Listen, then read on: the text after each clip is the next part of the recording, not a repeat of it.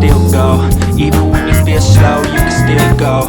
Even when there's no hope, you can still go. I never answer to no, man, I still go. Go, go, go, go, go, go, go, go, go, go, go, go, go, go, go. Hustle hard, hustle every single day. I'll be making moves till I'm buried in my grave. To the system, I don't wanna be a slave. I've been doing shit my way, to the highway, and in the driveway is a nice range. 'Cause I ride through the climb, I ain't fight pain. You never hear me, bitch, nah, I don't complain. Just gotta flip the switch and you can go and obtain anything you want, anything you need. Your mind's got the key ingredients, believe. Build a seed, we can make it feel deep. But I just like right by that energy. Even when you feel low, you can still go. Even when you feel slow, you can still go. Even when there's no hope, you can still go. I never answer to no, man, I still go. Go, go, go, go, go, go, go, go, go, go, go, go, go,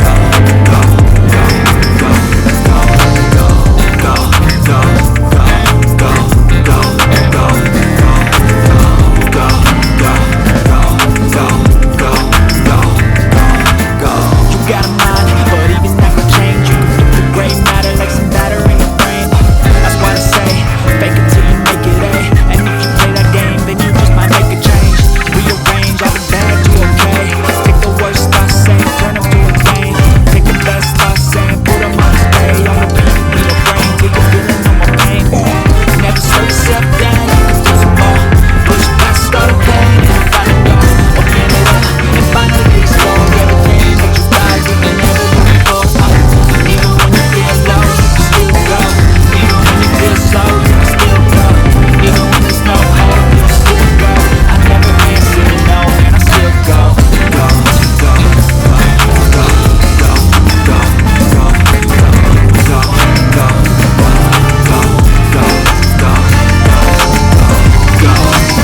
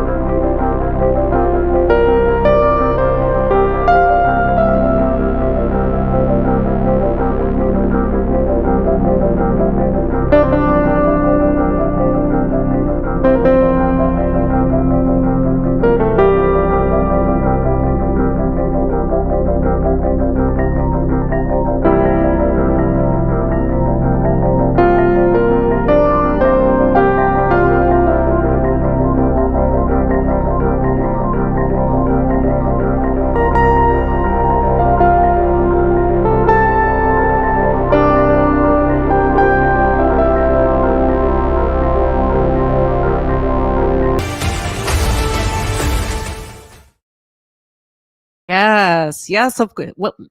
What you say? Not with the blockbuster trailer, honey. That's how we do over here. And by the way, in case y'all haven't put two and two together, House of Hypocrites is actually the guy in the video. So let's pause and process on that. Let me ask you this, House of Hypocrites, since you were featured in the trailer, in your opinion, are black two-parent households extinct? In your opinion? No, it's not. It's not extinct. We Okay.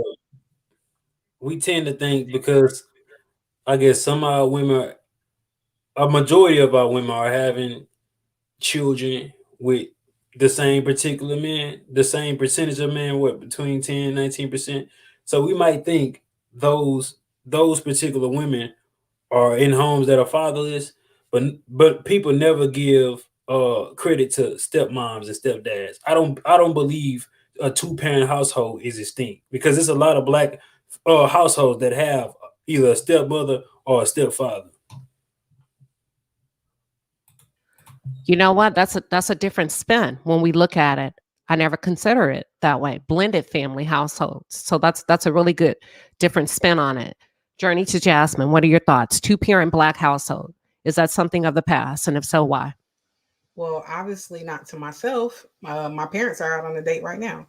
Both of my brothers are in committed relationships. One is married, one is engaged. Um, it's just like I said on a previous panel, I do particularly think that it is the atmosphere that you surround yourself at. I think like begets like. So the people in my atmosphere get married before they have children, or if they do have children out of wedlock, they're on their way to getting married. So I think it's proximity. Okay. Al, what are your thoughts?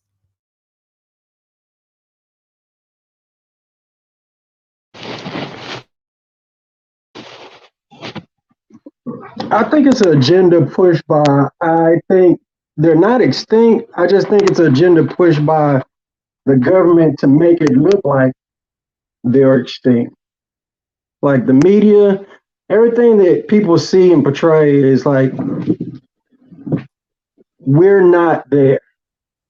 Black men are not there, especially for the kids. And I see a totally different thing, especially in my circle. Okay. Scared Beauty says it depends on who you ask. Malvolent Elephant says Instagram is raising black kids. So here's something I want the panel to consider.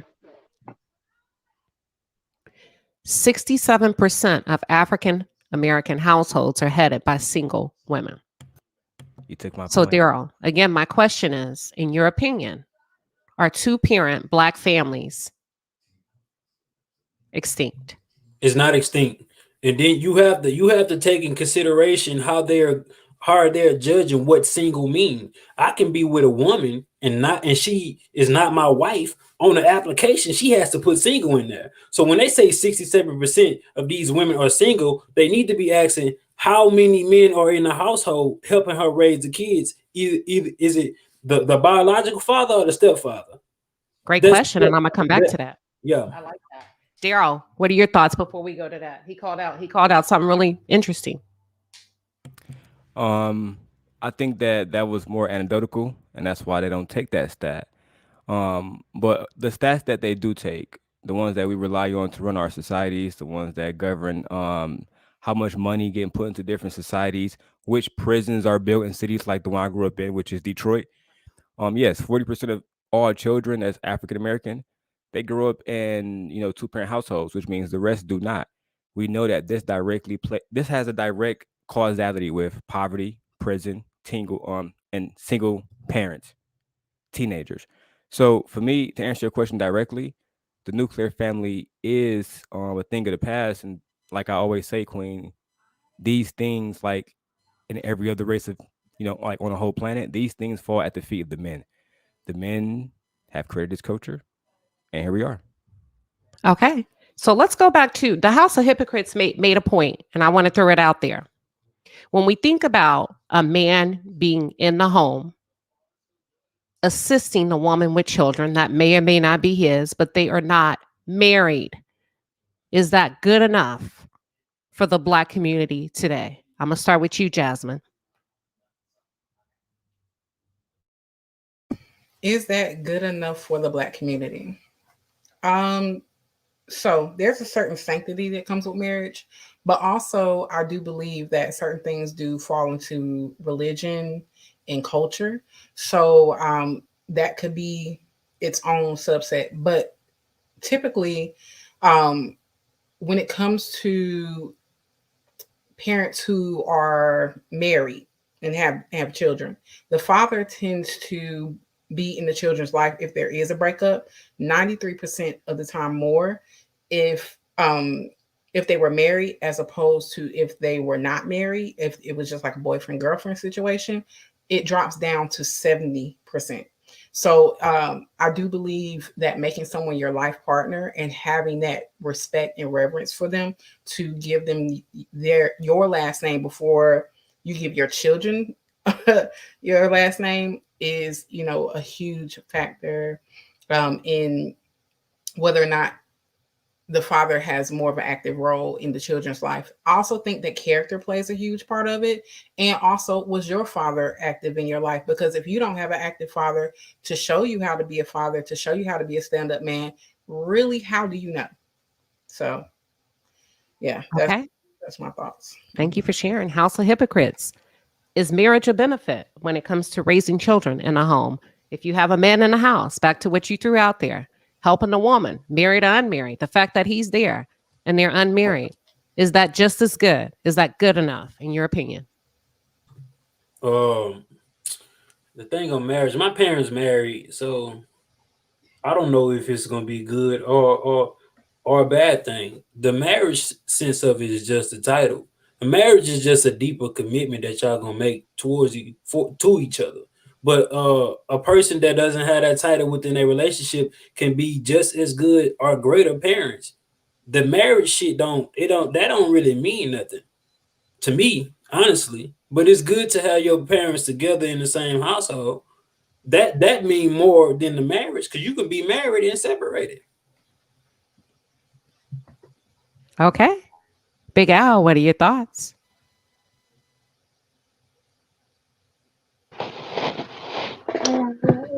Ooh, mixed reviews on this one. I tell a lot of people just do what's best for you, because like a lot of times we judge marriage couples and married couple and they be the worst ones sometimes, just like single people. So you just got to do what's best for you. I'm not going to say marriage is the key, or I'm not going to say single people. You just got to do for what works best for you. Honestly, if you really break it down, 70% of divorces come by way of women fouling. Why is that? There's a benefit there. So a lot of guys don't look towards marriage because they don't gain anything. So a lot of the old ways have been excluded from the newer generation. So you can't tell younger guys pretty much anything and how it benefits them. You can't. It's like there's no guidance there. So I just tell a lot of people, just do what works for you. What worked for you, Al? I'm not married. I have been married. Me and my better half have been together almost 10 years. If I am, I'm not going to say if I were to. I am going to get married, but I'm not going to do it in the States. So would it be safe to say that when you say I'm not going to do it in the States, are you just talking destination or are you talking legalities? Legalities.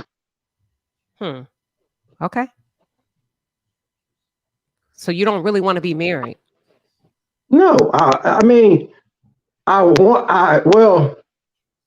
a tough one. I ain't gonna say I don't want to.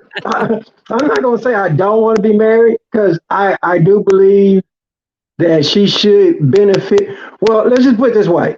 Even if I pass now, the way I have everything set up, she'll get more than most married people get. So, like the gentleman said above, it's just basically a paper. But I know in the United States, it's much more than a piece of paper. It's actually stating that the government can step in and basically legalize or do whatever they feel is in their best interest, not in your child's best interest, not in your ex-wife's best interest, and not in the kid's best interest. All right, Daryl Long, you're up next. Okay, so let me first answer your question. Then I want to address a few points that I heard. I would say I have my daughter here with her mom, and I say this all the time. For the longest, I thought it was enough. But I used to, I asked myself this question because my father was married until his wife passed away. How can I teach my son how to be a husband if I'm not a husband? How can I teach him how to vet for a wife if I'm out here just dating and just screwing multiple women and doing me? See, I think when it comes to marriage, the only reason why it don't matter in the Black community, it matters in the Islamic community. They take it very serious. You go to their even their communities within the United States, they take it very seriously. But see, we use these different things whenever it benefits us. So we would tell women you should get married before you have sex, but at the same time, marriage don't matter to Black men. And growing up, again, I've always was taught take care of the child. The woman don't matter. You can get another one of those. And then I realized the reason why we deal with so many stuff that we deal with, Queen, in the Black community is because we don't take the shit that we should take serious. But I'm not going to go on a rant right now. I do want to address this. You were saying it's not that many benefits to marriage. Actually, there's more benefits for men than women. See, when you get married, you get tax breaks for Social Security. You get cheaper car insurance. You get cheaper health insurance. When you go buy a home, you're going to more than likely going to get a cheaper sales price, right? And I'm pretty sure you know this, but there's a law that in certain states, your wife can't even testify against the spouse, knowing that you did the crime. They can't even bring her in. So I'm saying, like, these things are highlighted on people's show like Anton Daniels. So my whole point is this. There's plenty of people in this space that are married that talk about this. It's not hard to find the benefits. I think that we listen to men, again, who don't have the examples, who are not benefits of this. We have to seek out the people who actually have the results, listen to them, take in their accounts, like Queen and her husband. I'm pretty sure he would say there's benefits to his marriage. But Queen, to answer your question directly, the best thing a father can do is what he think is best. I can't make no woman go down to the court and marry me, but I can take care of my child. Nobody can take that. Nobody can force that off me. So the best thing for me to do was bring her in here and let my daughter experience the best love possible that we can provide. But it's still like we're not husband and wife. So if I grow up and tell my daughter not to have children outside of wedlock, not to do certain things, I'd be a hypocrite. And I think too many men try to speak like leaders and they want the people to respond with a type of submissiveness, but it's false because you're speaking from something that you yourself didn't do. You're speaking from a standard that you yourself didn't hold yourself accountable to. And that's too often the face of Black men. All right. Your mama never, your Go ahead. parents, your parents never tell you this saying, do as I say and don't do as I do. You never heard that saying before? I've heard it. But to hit on that one part, you said how can you teach your son how to be a husband if you're not a husband? The title does not make you the husband. That title doesn't automatically bring character in your life for your son to know how to be a husband. That title don't mean shit. You could teach your son how to treat women, how to be this and that without the title. And I honestly believe most men get married to their women within this United States system because that's what they women want. If there was any other type of way that we can show that we are bonded together outside father, mother, and child, which is the nature of marriage, then we'll have different routes to get married. But most men see, like what's his name? Al said that 70% of women initiate divorce on all races. You know what I'm saying? And some men have something to lose. Even if you don't have nothing to lose, you're gonna be losing half or nothing within that divorce. But men, that's how men be seeing it. Like I think the commitment to each other is important. I don't disagree with getting married, but like in this day and age, y'all know from 18 to 35, prenuptial agreements have went up to about 40% on new marriages. So if you do get married and you do got something to lose on the financial backing end, get a prenup. And I'm not against marriage at all. I want to ask you a Okay. question. Hold on. I Okay. want to ask him a question real ahead. quick. You started off, I like where you're going with this. And you talked about a husband, right? You could still teach, that's just the title. You could still teach your son. Sum up a husband to me when it comes to you, your thoughts, what you saw your father exude in the household. He just led by his actions. Really. What Not else not sticks out in your mind when you think not, about how the partner he was to your mother? not quick to anger. You know what I'm saying? Let a woman act in her emotions, even if it's erratic. You know what I'm saying? Being a man, responding in a situation as a man should respond in a situation. Discipline when you need to discipline your child, and when you need to show some type of nurturing side as a father to your child. Now you went viral, right? I did. Based on some things you were able to share about your personal experiences with some women that you've dealt with, and just also being a father of 7. Would your father say everything that he taught you translated to your now real life experience?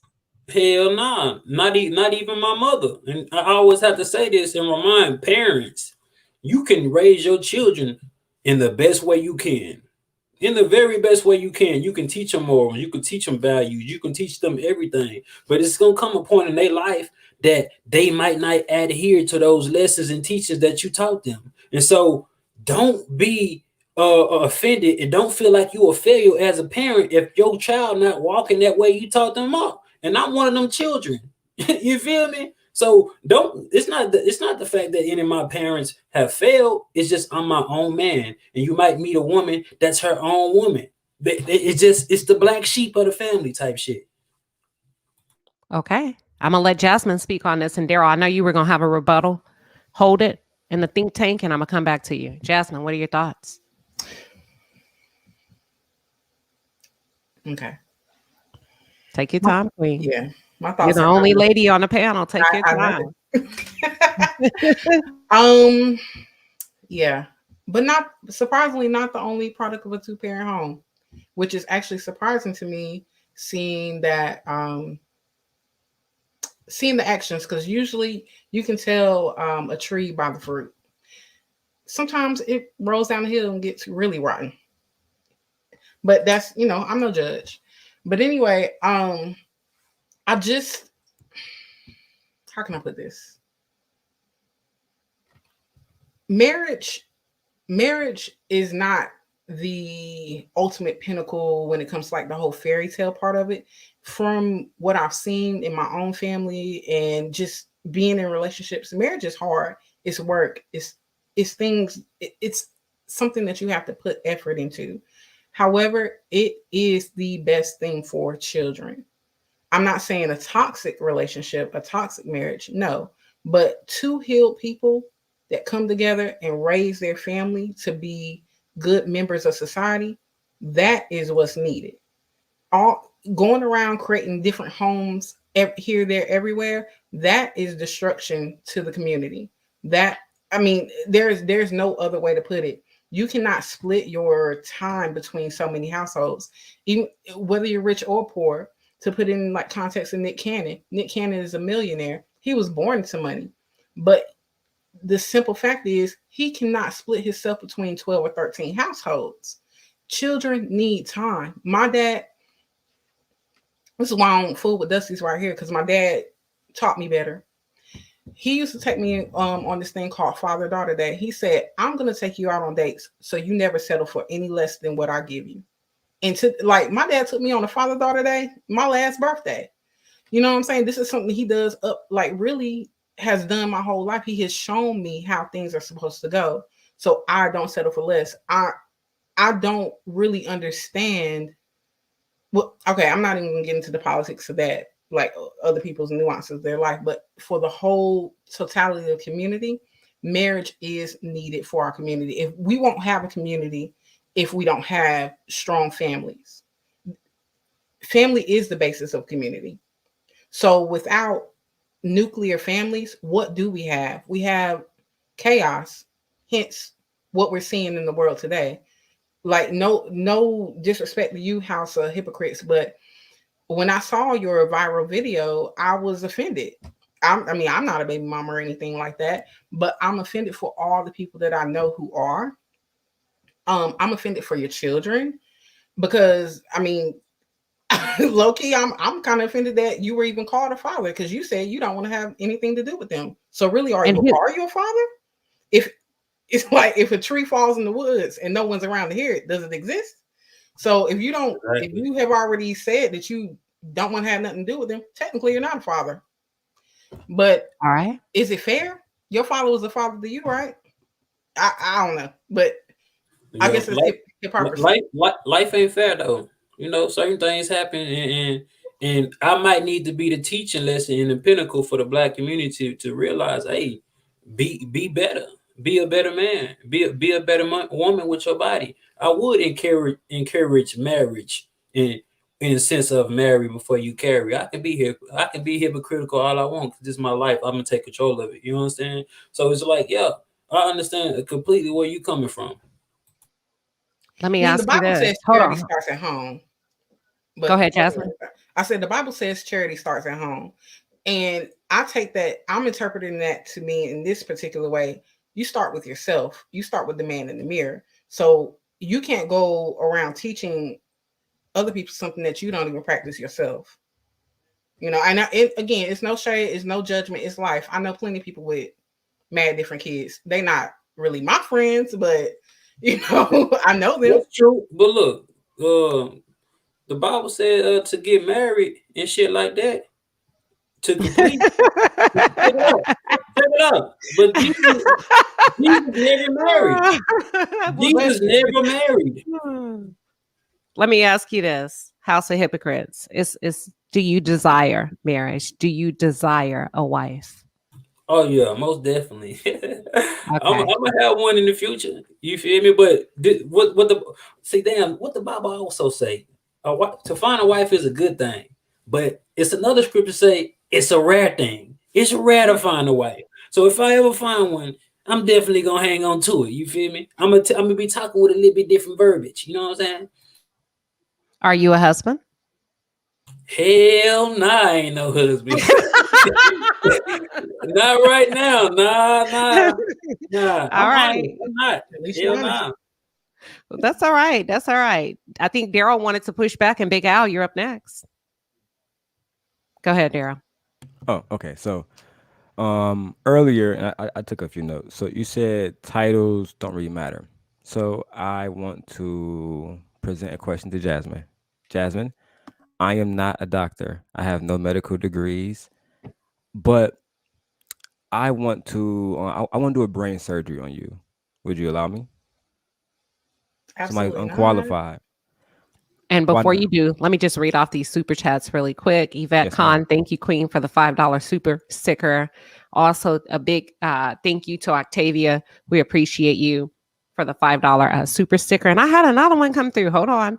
Let me go. Pookie Septicon says, greeting Queen Sheba. Keep up the good work. Absolutely. Yeah, we come here to talk. We come here to talk honestly, openly, and transparently. Sometimes I get heated, but we understand the assignment over here in the palace, and that's what it is. Mike, back to you, Daryl. Oh, thank you. So the reason why Jasmine wouldn't allow me to do open brain surgery on her is because I'm not qualified to. And in too many spaces, men call themselves leaders. That is a title. They want women to submit to what they call leadership. That's a title, but it's more than just a title. It's a title that bears responsibilities. Those responsibilities mean that, you know, you need to require action. That action requires patience, intelligence, and so many other things. In order to be a brain surgeon, you just don't need, you know, just to be smart. You have to be patient. You have to be so many other different things. My whole point is this: the role of a father, the role of a husband, I can't speak to, but the role of a father, I can speak to. There's so many things that go into that. It's not just the title. No man can just say, "Yep, I come in and I'm halfway in and I'm a father." You're not. And when I listen, when I'm in these spaces and we're trying to solve for the 81% deletion rate that exists in the black community, that is black men. The fathers, those are our sons, right? So we can joke around and act like vagina is a priority. I guess if it's maybe it is for some guys, but it should be a priority to keep our sons alive. Let me give more titles because I said this on the last Queen Sheba show about the men in this space. They want women to submit to them as leaders. Again, that is a title. They want women to say, you guys are leading the community, but then you guys aren't leading actual titles like a sheriff. The sheriff controls more than just what goes on in the city as far as crime. Real estate has a lot to do with the sheriff as well.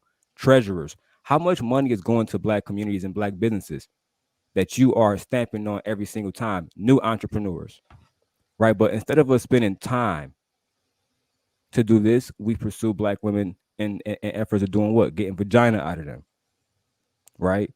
Or to belittle them.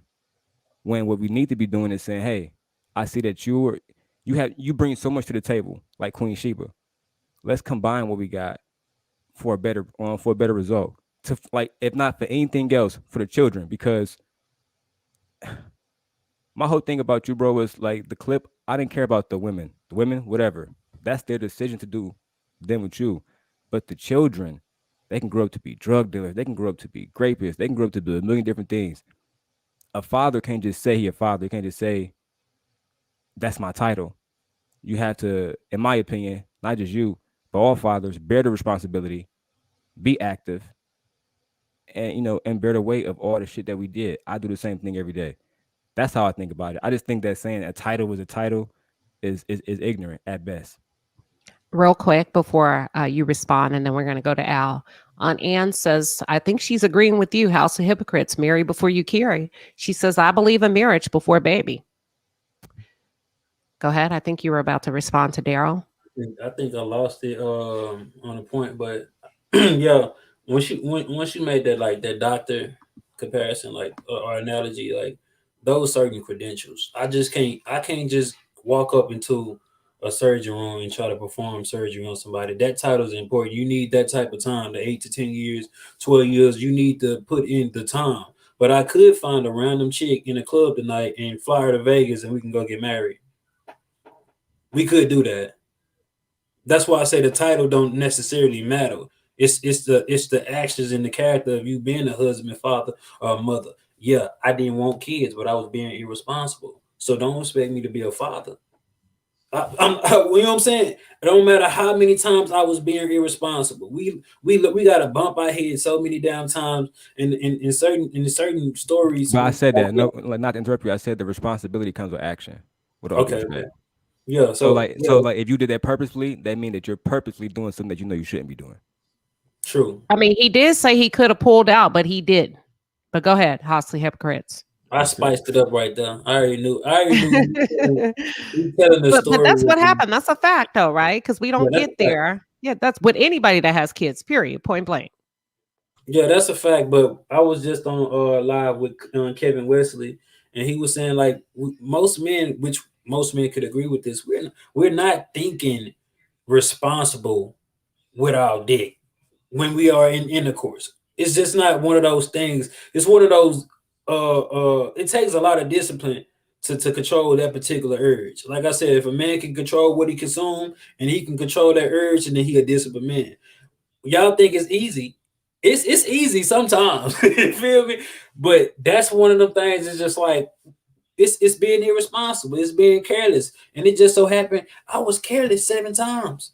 But you know what I'm saying? I took accountability and realized it. But most people want me to be responsible. But I say we equally have a decision to make. Get rid of the right. child. Plan B. You know what I'm saying? Abortion, or to be a single mother. Hold your thoughts on that.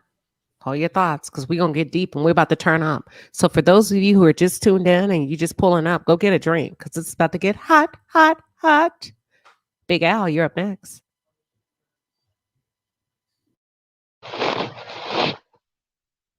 So I haven't been married in about 11, almost 12 years. Raised 2 sons. As my sisters, my family, and my ex-wife would say it, hell of a father in my household now, taking care of business. Like I said, if I were to die tomorrow, she will have more than most married couples out there. So it fits. And he keeps saying titles. So what is the difference?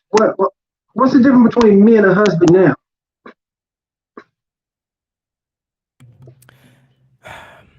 Are you a Christian? No. Okay, go ahead. You're asking. Are you asking me, or are you asking the young No, brother? that's a hard phrase because I believe in God. I just don't believe in God in many ways that many Christians do. Because a lot of Christians are the same people that judge people that shouldn't be judging people. Tell us how you believe in the way that you do. That's comfortable for you. I know there's a God. Me and my mother, we talk. I believe in a lot of scripture in the Bible has been tampered with. I believe a lot of the books, the Quran, I believe all of them have a little bit of truth in them. I believe many religions. I believe God is called by many names. Even in the Christian version of the Bible, it is called by, I believe, 27 different versions, 27 different names. So a lot of people know me by Al. A lot of people know me by Big Al, Big A. I'm still the same person. So what does my faith have anything to do with it? So predominantly, the Black community is led by Christians. It's a Christian-based community. As a matter of fact, Catholic, actually.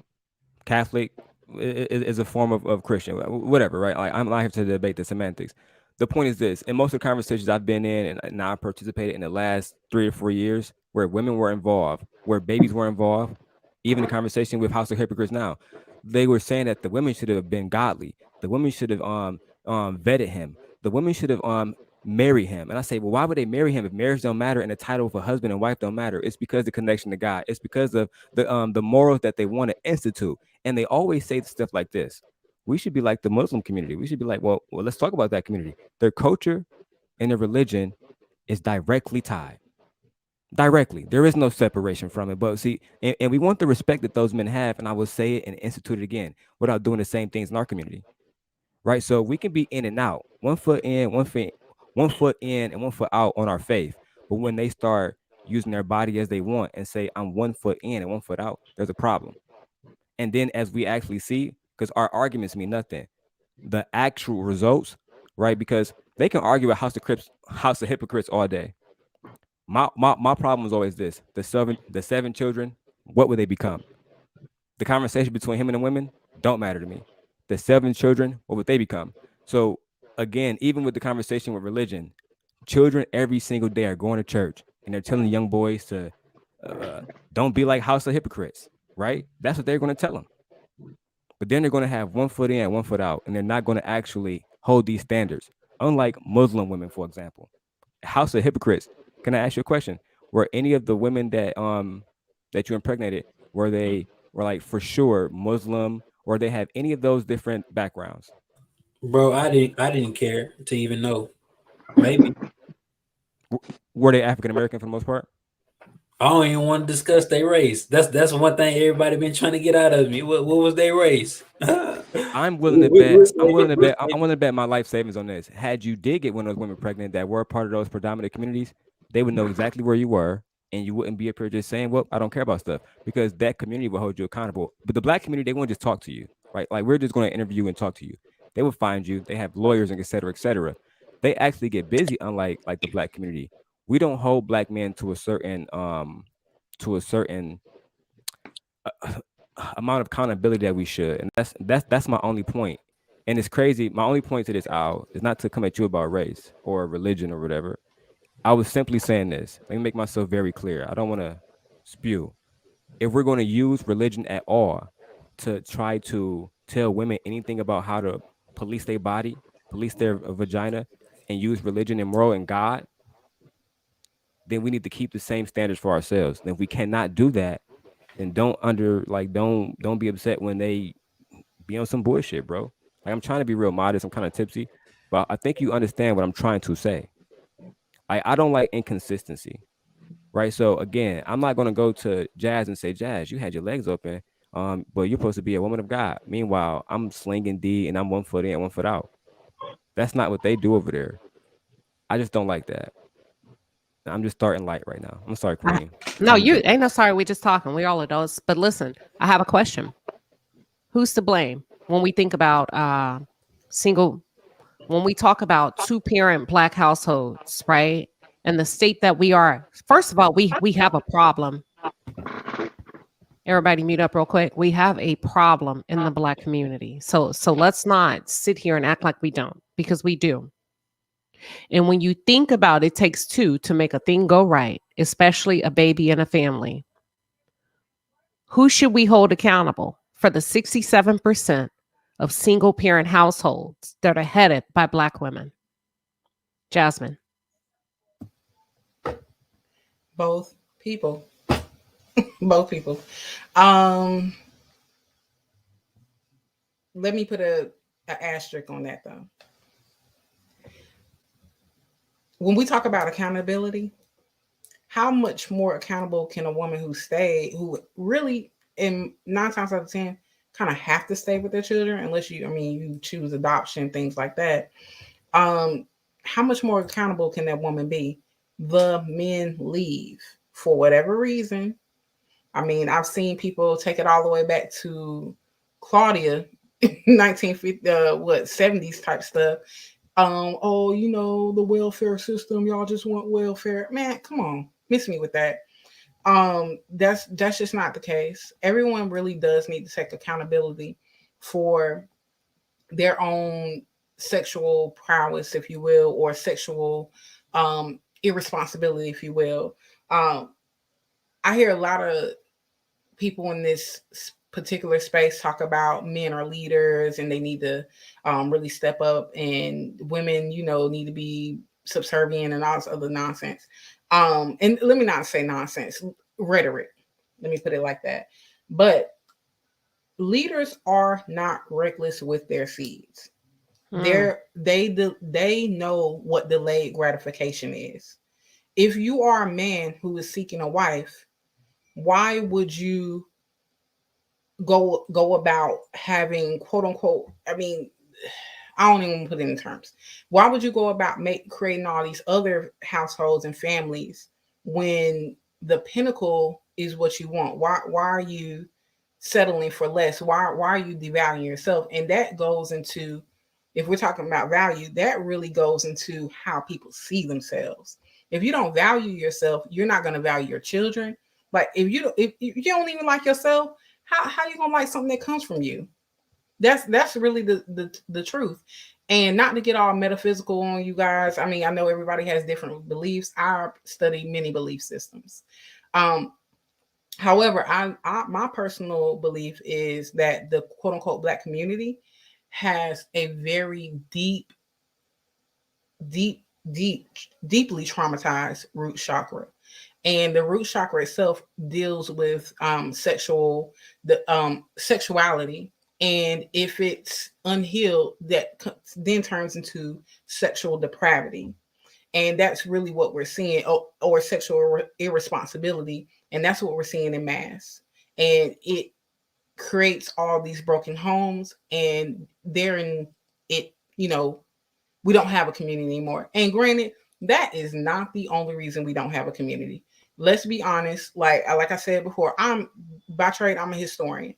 So we do know that there are other factors that go into what has destroyed the community and what really has put this particular mindset of this men against women, or Black men in particular against Black women. We know what has put that in place. Now, does it? I mean, I don't feel like everybody knows it, because if they did, they probably wouldn't perpetuate a lot of these stereotypes and talking points. I think they do. I think we live in a That's world sad. where I can say what I want to say and I can do what I want to do. Period. Point That's blank. true. That's true. Very do what thou wilt kind of world. Very Aleister Crowley, but I ain't even gonna get on all that. But yeah. House of Hypocrites. Thank you, Jasmine. Uh, That was good. That was very good. House of Hypocrites. Who's to blame? When we talk about the breakdown of the Black family, and somebody pointed out something in the chat, they said Black men don't just do this.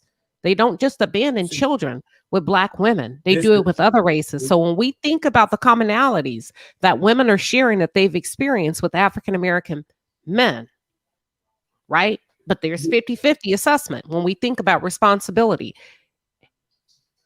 Based on your uh, opinion, who's to blame?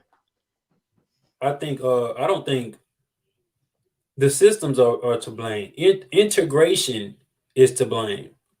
We want to look at each other as if we, the Black men and women, decided this shit on our own to be separated and don't have the family morals. Integration is what killed it. When Black people start eating on Sundays together, when Black people start doing shit together, raising the village raising the kids type shit. You know what I'm saying? I'm a hypocrite about this, but that's what started it. Integrating and thinking we can be like our counterparts.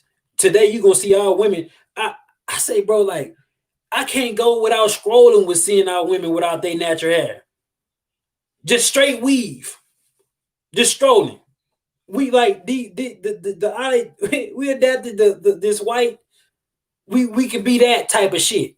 We adapted these rules and it fucked up the community. Now we want to blame it on our women being over sexualized or our men not being fathers. It's the systems. Like once you took the man out the house and women notice like, oh shit, I have this crutch that can hold me up if I go be irresponsible.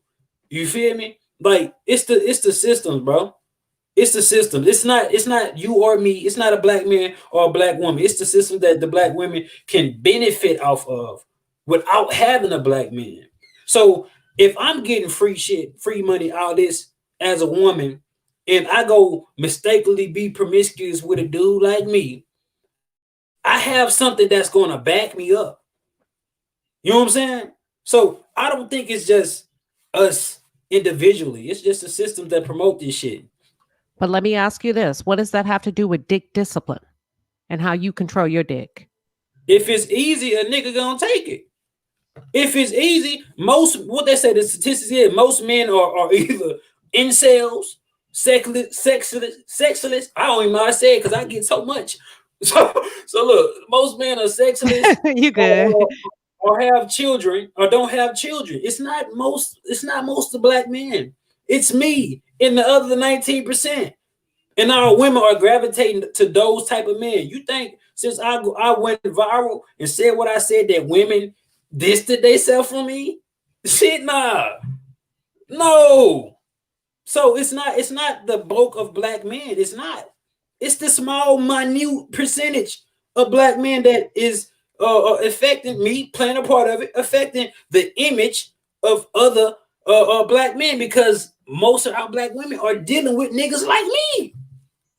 So controlling your dick is like just say it's what is 40 million, say about 7, 8 million of us are fucking all the women in the Black community. And the other one, you feel me? So it's not most men. It's a small amount. All right, pause just for a second. Al, I'm gonna hold the mic to you. We've dropped a link in the chat. Now we've dropped the link in the chat for you to come up to ask the panelists a question, right? Because we have our panelists. So if you have a question, if you don't have a question, now is not the time. I'll open it up later for you to add your thoughts. Now is just if you have a direct question. So think about that. Consider that. Al, what are your thoughts? The assessment, the responsibility, the accountability. How do we get here? Some men say, women, protect your womb. It's your fault. What are your thoughts? It's 60% government, 20% women, 20% male. So tell me about the time that the government has been in the room when you had sex. Oh, I can tell you about the time that they've been in the room, outside the room, around the room. So, so simple questions. If let's just say a man loses his wife or his girlfriend and she has 2 kids and he's raising these 2 kids by himself and he loses his job and loses everything. How much government benefits can he get? And then when you answer that question, turn around and put that same woman in his same predicament and ask yourself, how many government benefits can she get? And this is the society we are living in. The government dictates a lot of things. A lot of women out here are making choices behind what the government dictates. It's a lot of reason that these women are going out sleeping with different guys. A lot of women love chaos. That's what, like he said, he went viral. He didn't go viral for nothing. It wasn't a bunch of guys saying, hey, man, hey, he did what he did. A lot of women love chaos. It's the same reason I go out with a group of guys and 60 to 70% of them have on wedding bands and women will shoot at them. They know they married. Chaos. So, I mean, all of us got to take our part, but for the majority, it's the government. Government made it easy for women to do what they want to do. All right. So you heard it here first. The government is responsible. 60% for 67% of those single African-American homes that are headed by Black women. Welcome to the stage, Lala. What is your question for the panel? Hi, Queen. Hi, panelists. Thank you for having me up. Can I just ask, House of Hypocrites, please don't take this the wrong way. It's just my view and opinion. Do you not feel any regrets for your post and the way you said what you said in terms of you're not a father because you're not responsible for these 7 children that you created? No, I don't feel no regrets, no remorse, no guilt, no shame, nothing. I'm my own man, and I can deal with all the backlash, consequences, or whatever that's gonna come towards my way, and it's not gonna affect me, no type of way. Okay, but not just the backlash. I'm talking about you as a Black man, as a human being, of being I'm not going to call you a father because you said yourself you're not a father, but you created these children. So that is why I asked you that question, because to me, I look at you as a Black man and I think it's disappointing that you have, like you just said, you have no regrets. That is very disappointing and disheartening for you to say that when there's 7 kids that you created are out here walking around without a father because you chose not to take responsibility, but the woman did. And I just think that is, to me, it's weird considering you said it earlier that you come from a 2-parent household, and to be reckless in these streets with these women without using protection in 2023 is just beyond imagination. Like, it's beyond my imagination. I just can't believe it. And I can't believe you don't have regrets, because it's sad. Because right now you look like a young fella, but you're going to get old and you're going to look back in life, and can you look at yourself in the mirror and say, do you know what? I'm happy with who I am, because I don't think deep down you can ever do that. And I don't think there's anything that you can convince yourself or anybody else that you can be happy 20 years down the line to look in the mirror and say, I'm happy with what I've done with my life. I'm happy I created 7 kids that don't know nothing about me and will never know anything about me. Mm. I think that's all I'm just going to say, because I could say more. But it's I could 1:45 say in the this. morning and I've got work in the morning. I could say this. What you were feeling is like you're feeling the empathy on if you may be in that situation. That's not me. No, I never, get sir. well, whatever you feeling or whatever you are kind of assuming has nothing to do with me. That's your opinion. So whatever that is, that ain't got nothing to do with me. I'm not gonna. I don't have these feelings and expectations that people want to put on me about the decision I made. I just don't have it. If y'all Okay, can thank understand you. that, okay. No, I understand that, but Yeah. it's not my expectation. I'm saying it's sad that you don't have any expectations for yourself as a grown-ass black man from a loving two-parent household, that you don't have it. It's my opinion. You're correct, sir. But the fact that you don't have it is the sad part. And I will never understand it. And it's not for me to judge or understand, but I wish you do better with yourself. And I wish you reevaluate the way you are going about it and the way you are conducting yourself as a grown-ass man in these streets, because one day we'll get old and we have to be accountable for who we are and what we do. Mhm. Like Judgment Day, we will stand there. I don't know if you're a God-fearing man, but I'm a I'll say, God-fearing I'll say woman. this. I do wear protection. It's just those 7 unlucky times that I didn't. You feel me? Let And me Okay. another thing, people die evil. So you might. I'm not saying I'm evil or something is wrong with me, but people die and stuck in their ways. I might not never feel any regret or remorse. I don't worry about what I'm gonna feel like or be like in the future unless it's beneficial. Why would I think in the future that I want to feel remorseful, guilt, or anything like that? I don't think like that. Maybe if you wishing I feel like that, maybe. But if you're not wishing I'm feeling like that, then I'm probably not gonna feel like that. If you No, Cat. hope I I think feel like that, I understand. No, I We understand where you're coming from, but my thing is, it's just that as a human being, there's thoughts and process we go through every day in life before we do things, correct? aren't we So both I'm human? sure we're human, but the difference between you and me, I don't know, sir, and I don't want to judge you, is that I'm a God-fearing woman. I'm a Muslim woman, and I grew up in a two-parent household. Allah rahmat to my dad who passed away. My parents have been married 40 years. I have my religion comes first, my culture comes second. I've never not the type of girl to be with a man unless I'm married. I don't date men. I'm introduced to men for marriage purposes. So I would never understand where you're coming from because I'm not from where you're from. But as a God-fearing woman and as a human being with empathy and feelings, I just think you, sir, are lacking it. And you lack it because you don't care.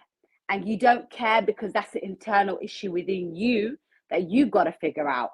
And that can't be blamed on people. You can't say, I don't care about you. I don't care what you think. No, sir. You got to think about you. And that's all I'm just going to leave there because it's you that have to deal with you. I don't have to deal with you.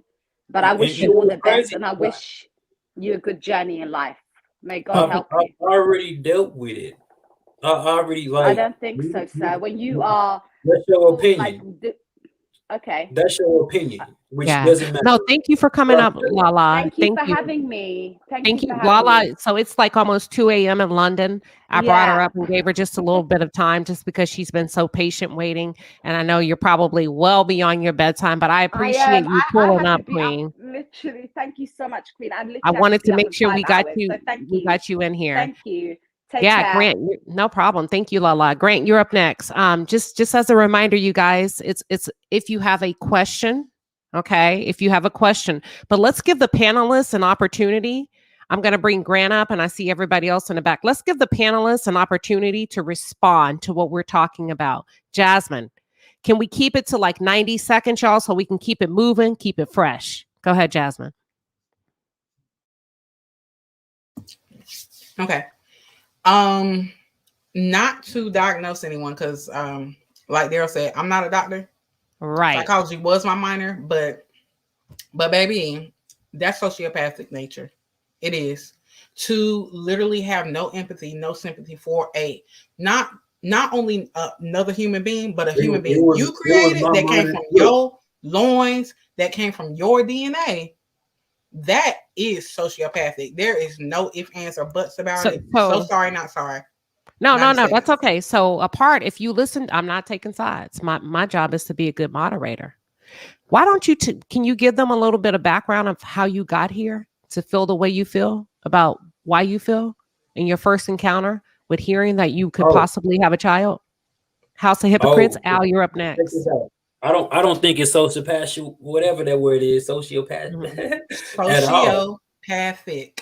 Yeah, sociopathic. I don't think that's at all. But what I will say is this is the thing. When I was younger and I was going to have my first child, right?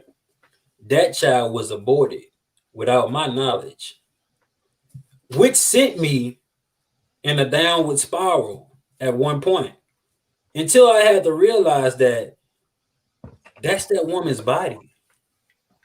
Whatever she did that for is what she done that for. You know what I'm saying? So I had to get over that shit. I had to get over it. But once I came into an understanding that that's that woman body, and I can't tell her have my child. I can't tell a woman to have my child. But so since I understood that was reality, then the other reality opened up to me. If I fuck you and get you pregnant, you can't make me be a father. Because in the same sense, I can't make you have a child. But once the story is flipped, I'm a deadbeat because I've done it multiple times, had babies on accident multiple times. But guess what? Most of the women that's going to the abortion clinic has had multiple abortions. So when you speak on trauma is something that's not dealt with. You feel me? Trauma is something that's not dealt with, and you continue to affect the world with it. Bye. All right, Al, you're up next. And then Grant, we're gonna see what question you have, okay? Remember, it's a question. And another thing, see, people, hold on. People's mind is so simple and so small to think I actually live that same way. They think I actually live the same way that produced these kids. They actually think I don't wear protection. They actually think I'm still out here making kids. That's the crazy thing about it. That's the crazy thing. That's why no, I'm not living the same way no more. Okay. Let me ask you this, House of Hypocrites, real quick, just so that you can give us a timestamp. When you say I'm not living the same way anymore, what year was your last child born? Just so that people can have a timestamp. Like 4 years ago. Okay. All right, Al. So I want to answer one of the questions before I talk to the gentleman, the House of Hypocrites.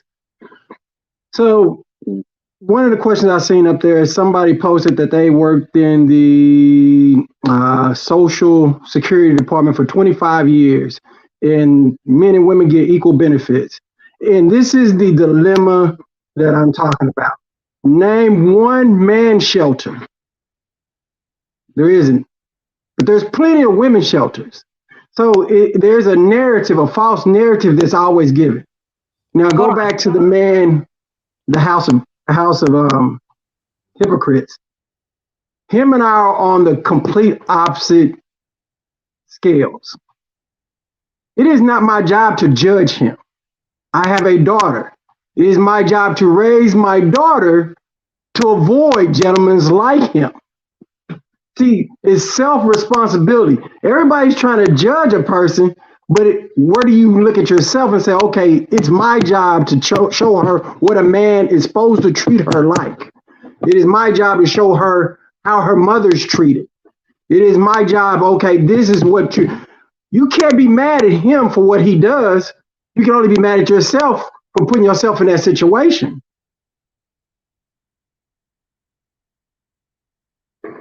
That's fair. Grant, what is your question, Grant, to the panel and to who directly? I'll leave it open, but I'm assuming probably Journey or Daryl will probably answer it. But I think I've heard over the course of many of these discussions, often two main remedies. One first being sort of we need to lean more into sort of religiosity, and that sort of nuclear families are the solution. But how do you reconcile the notion that African Americans are most likely to be the most religious out of most groups, both here in America and if you look over in Europe? And yet our outcomes ultimately, if religiosity was the sort of marker for success, what is then causing the success not to map out that way? And then number two, if merely having nuclear families is the notion that's going to change everything, or that single mother or children being born out of wedlock is the problem, countries like Norway have a higher rate of children born to an unmarried woman than we do, and yet their outcomes are significantly better than African Americans. And you don't have to like take my word on it. Just type in Norway and you'll see a completely different set of things. So give me your first question. Your first question. The first thing is if religion is the key, since we're the most religious, what makes leaning into religiosity more likely to produce better results? And if marriage and or single womanhood is the problem, why is it that other countries or groups are having better outcomes than we are? And if those are the cases, what do you think is causing us not to have those outcomes? Who wants to take that one? I'll say we were better families when we were slaves.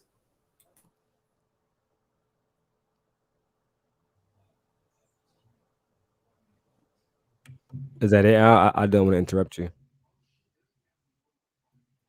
That's all I gotta say. We were black people were better families when we were slaves.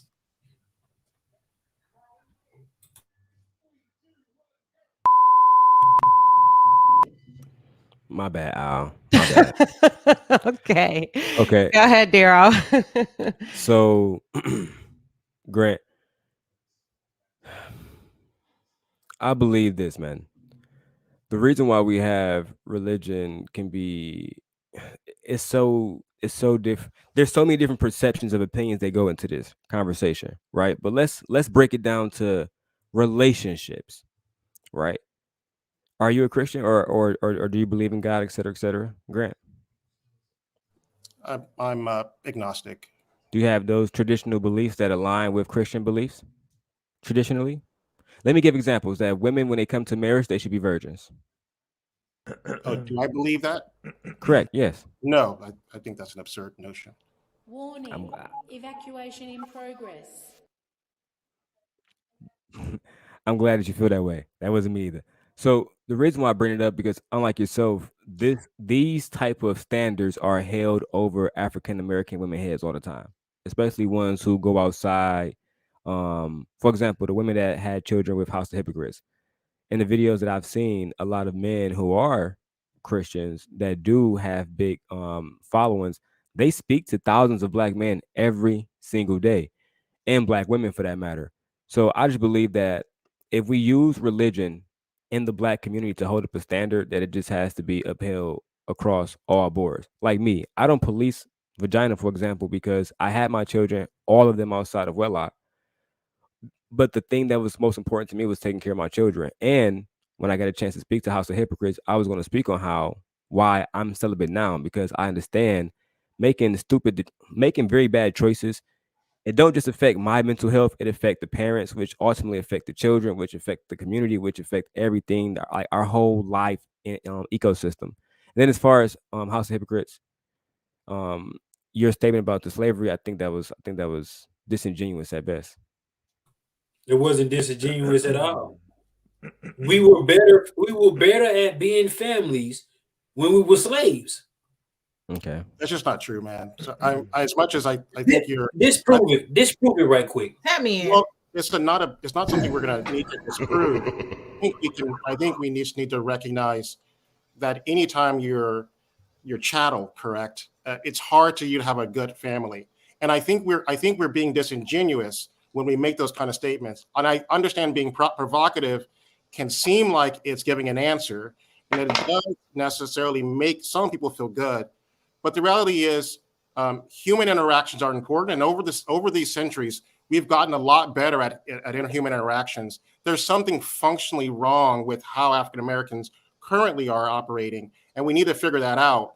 But slavery, or the institution by which of having a family within it, there's just no evidence to support that. I don't even think if you squint it long enough, you can see that.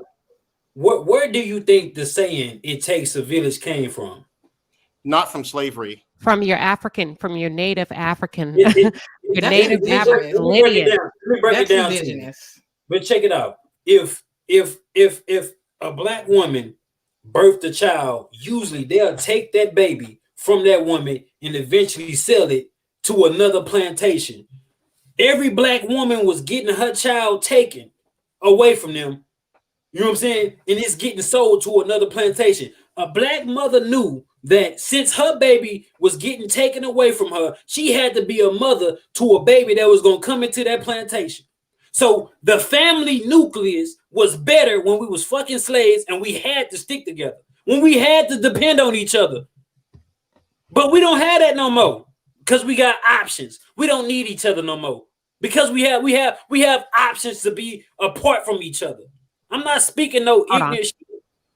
Go ahead. No, keep going. Keep going. Oh, I'm good. Al. My brother, that is exactly where the pain came from. When they brought us over here as kings and queens and we didn't step up to the plate and fight with our soul and die on our shields, a lot of women in our generation over and over again see that. They felt we should have went out on our shields and we didn't. And this is what our generation and generations after us are fixing. This is why black women have a problem with us right now. They don't feel the security. In slavery, they didn't feel the security. We were supposed to go out on our shields. We didn't. When they were selling our babies, when you say women babies, those were our babies. They were looking for our protection then. If you look at every plantation, you're talking about maybe 13 to 20 white folks where there were 200 slaves. So you're talking about maybe roughly 100 African men. And we didn't fight. See, it's a generation hurt that we're not working on. And that's why I said we need to lead by example. Like I tell people, do what's best for you. But a lot of people were steady judging people. But I always tell people, my actions speak louder than my words. When I see a sister out there, my aunt has seen me on the side of the freeway helping 4 young ladies because they had a blowout. I've called my better half. She knows, hey, I'm on the side of the freeway, 4:30. I'm helping this woman because she has nobody. She's out here. Actions speak louder than words. Because I look at that as, that's one of my sisters. That's my aunt, my mother, my granny. So when we step up as men, because that's what they're looking for. They're looking for us when we start stepping up. Because he said something about titles. I really don't believe in titles. I believe my actions. I don't ask to be a leader. People look at me as a leader. I know that burden's on my back. I've had young guys get into it with other guys about racial issues. The white culture. I step in, and the young guys say, man, I appreciate that. It's all our actions. Our action, we got deep-rooted problems that we as men have to resolve. Wow. I want to pause on that. And I want to reel this thing back in to get to the main thing, the topic of discussion. Are 2-parent black families extinct? Because we see fingers being pointed at the women. We see fingers being pointed at the men. But when we go back to it takes 2 to make a thing go right. When 2 adults decide to have consensual sex and a child is born and a man decides, I don't want anything to do with this, how do we assign responsibility? And who do we assign responsibility to? How do we get here? Let's pause for a second. I want everybody to think about that. Panelists, how do we get here? House of Hypocrites, how did you get there? Over and over and over again, right? And anybody else, Daryl, how did you get there? Just being irresponsible, not caring. Being irresponsible, not caring. Pick it. I ain't gonna say they was. It was some nice class of women. Just being irresponsible. It's not no deep analyze. You know what I'm saying? Response. Just being irresponsible and not really giving a damn. That's all it is. Okay, hold that thought. Hannah Grace, what's your question for the panel tonight? Hello, Queen Sheba, panel and guests. My question is for House of Hypocrites. Now, when I briefly saw your story, I immediately was alarmed because you and I both know what you're saying is not true. Because if you say you're not going to take care of your kids, there are ways to get you to take care of your children. So I know that's not true. Now, whether you want them or not, that's totally different. You have your own opinion about that. And I can go with that. But my question to you is, because I don't know who said that about the Black women and the weave and all of that. I can't remember who said it. But my question to you is, it seems like there's a problem with women, period, that you're having. This is my opinion. What are 3 characteristics that you see in your mother, grandmother, or great-grandmother? It doesn't have to be your mother if you don't want it to. But I just want to kind of find out, what do you think about women, period? Thank you for taking my question. I love women. Characteristics, sir. I'm just telling you, I love women. I love my mother. I love my grandmothers. I love my aunts. I love women. And sometimes I don't know why. It don't have to be a characteristic that I have to point out, because it can be so many. I can love some of the things I hate about them. You know what I'm saying? I don't have an issue with women. The issue that y'all think I have is with these 7 that I don't want nothing to do with. Sir, I didn't say you had an issue. I asked, well, I did say you, it seems like you have. I didn't say that you have. That's why I asked you for specific characteristics that you see in women that raise you, or that are inspirational in your upbringing. That's all we can put a spin on it. What would you like to see in a wife? 3 things you would like to see in a woman that you would marry.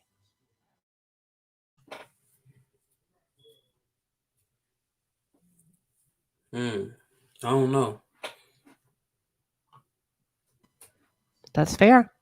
I mean, I do know, but it's just like, say it. It's no right or wrong. It don't have to be perfect.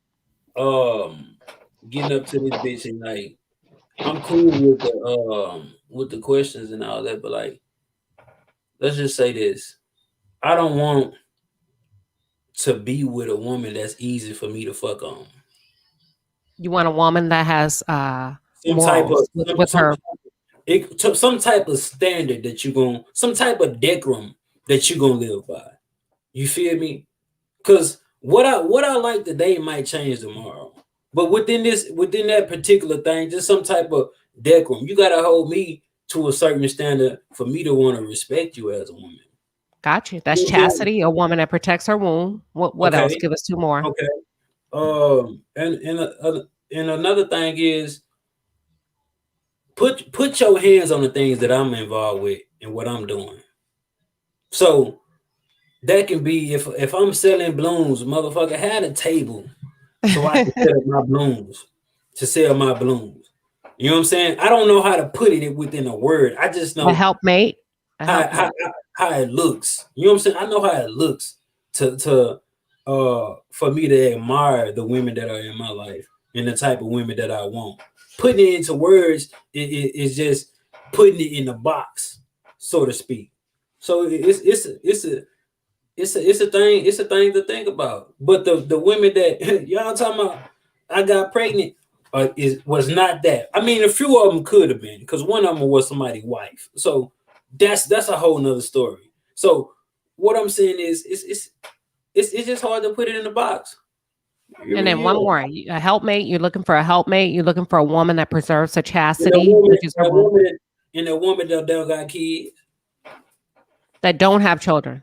that don't have kids. Gotcha. All right. Hannah, thank you for coming up, Queen.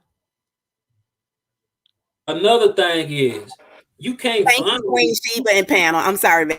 Another thing is, you can't find me and look for me if you don't know my name. How can you look for a man and you don't know his name or where he lives? Because I don't believe in going to no woman house and knocking her down, or she can't come to mine. We got to get a hotel room. You don't know where I stay at. Wait a So minute. Hold on. So none of these ladies knew your name. Your real name. I give out my nickname to everybody. Everybody call me by my nickname. Gotcha. So you can't go to the judge, court, whatever. Hey, nickname right here is the father of my child. You can't do it. You got to have something, social security number, something you have to. You feel me? You can't find me. Jasmine. No, thank you for opening up. I appreciate the vulnerability. Jasmine, when it comes to the topic at hand, are women equally responsible for birth control and asking a man to wear a condom when it comes to the extinction, the decrease, the decline in two-parent Black families? At what point do we hold women responsible, or is it all on the man? That when a man decides, hey, you should ask me to wear a condom, you know, I thought you were on birth control. What level of responsibility and or accountability should the women carry? As autonomous, free human beings, we have a responsibility over our own bodies. That is true. I'm not going to let a man intervene without protection if that's not the level we're on. That's me. You know, I have a different standard about myself.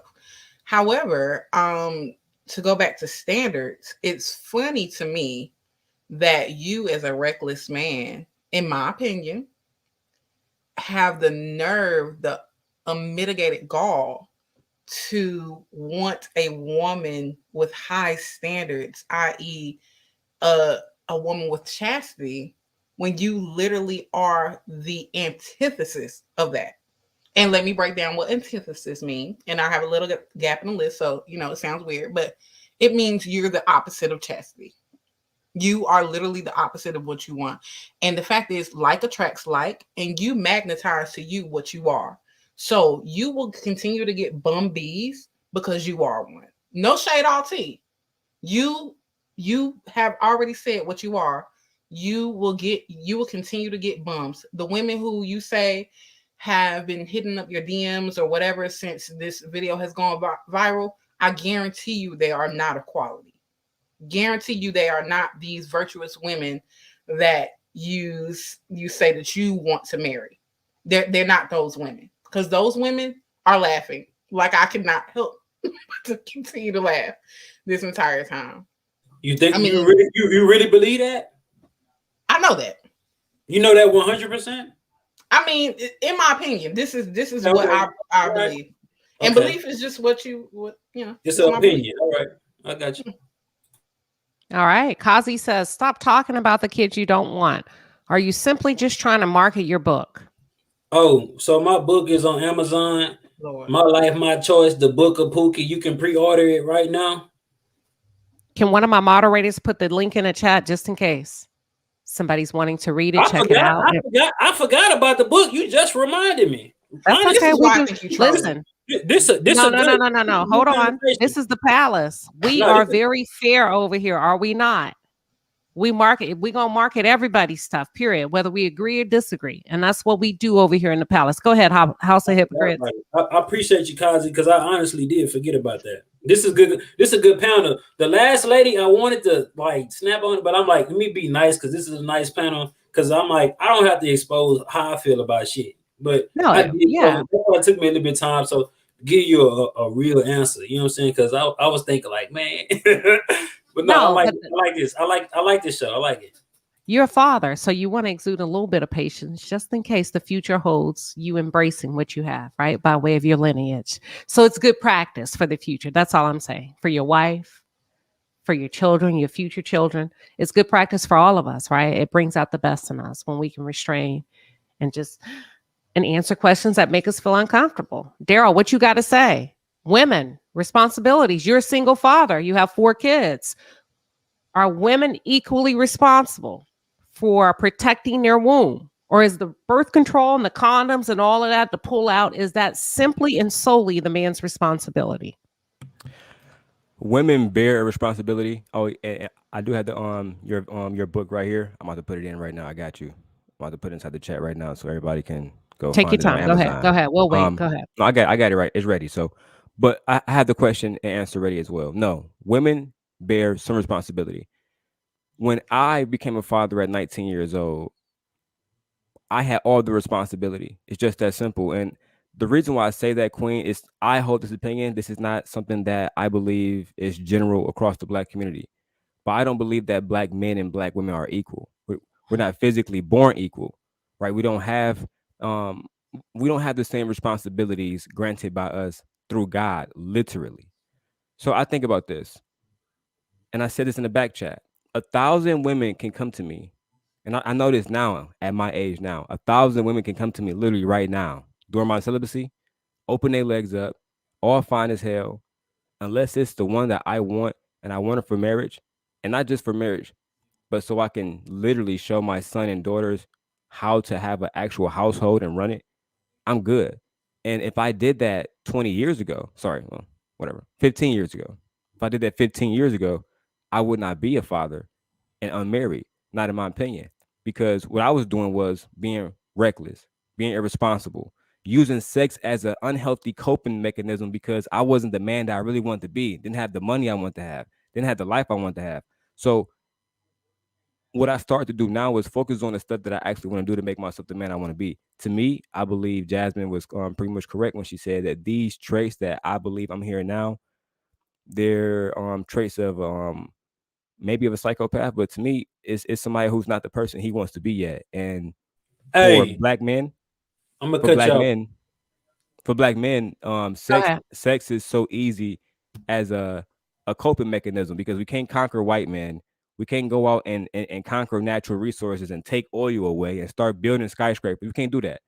But we can get to Black women. They're the easiest thing on the planet for Black men to conquer. And so we do often. Hey, bro, y'all explain what sociopath, whatever the fuck that shit is. Somebody look it up. So don't explain it. Yeah, I want somebody to look it up and put the official definition. Now, here's the thing. This is all allegedly. Nobody's on this panel is a doctor and or a psychotherapist, right? Period. Yeah, it's just somebody's opinion. So I have to say that on all my panels, whether we're talking reality television or not. So if somebody can pull it.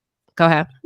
It's a bit disrespectful to label somebody that's been so respectful. Now that's some bullshit. Let me look it up right now. I'll look it up. Go ahead. You keep talking. No, I don't like those particular labels. You feel me? Just because my ideology is different from you, who think your morals stands higher than everybody else's. Mr. Daryl and Mrs. Jasmine, because that's the social norm for a man to be okay, for a man to put his seed in a woman and say, okay, I did that, my responsibility, I'm gonna take that. That's the social norm, which is okay. But don't start labeling me a motherfucking a sociopath or whatever because I stray away from that norm. Let me say this. I think that's fair. Don't attack the person, attack the argument. So with that being said, do you want us to read it or would you like to move past it? Hold on. Let him answer. Y'all can say what y'all want. Like, no, House of Hypocrites. Do you want us to read it or would you like to move past it? All right. Somebody put it in the chat. They say a sociopath. I'll put it up on the screen. A mental health condition in which a person consistently shows no regard for right and wrong and ignores the rights and feelings of others. They really don't have any feelings to assess to right or wrong, and they don't have any feelings or connection to what other people feel. Okay, now describe how that's me, because I can feel a certain type of way doesn't mean I'm going to respond in a way that's going to be detrimental to my character. But just oh, I'm sorry. God damn. That's your dog? No. I ain't got no damn dog. But just because I acknowledge all my rights, wrongs, and all that other shit. Don't be labeling that ain't y'all pick another definition. Okay. Maybe weak ass shit. Okay. Tap me in, Queen. Huh? Tap me in, please. Well, so we have to make sure that when we're debating the argument. Yeah. And not the person. Go ahead, Jasmine. Would you like to respond? So again, to reiterate, I am not judging you. I don't stand in judgment, anything like that. Do I agree with your actions? No, absolutely not. However, the Queen literally just read the definition. And by virtue of what you have said, not only in that viral video, but right here on that panel tonight, on this panel, that heavily falls into sociopathic nature. Feels like. To me, it feels like. Give the example. The things. Okay. You have said right or wrong. All right, give you the example. Because if all right, do that. Okay. Can I take it back to the first video, or do you want me to start here?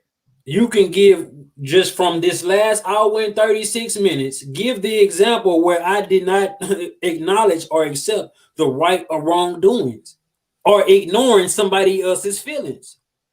I would have to have a relationship with these particular kids to ignore their feelings.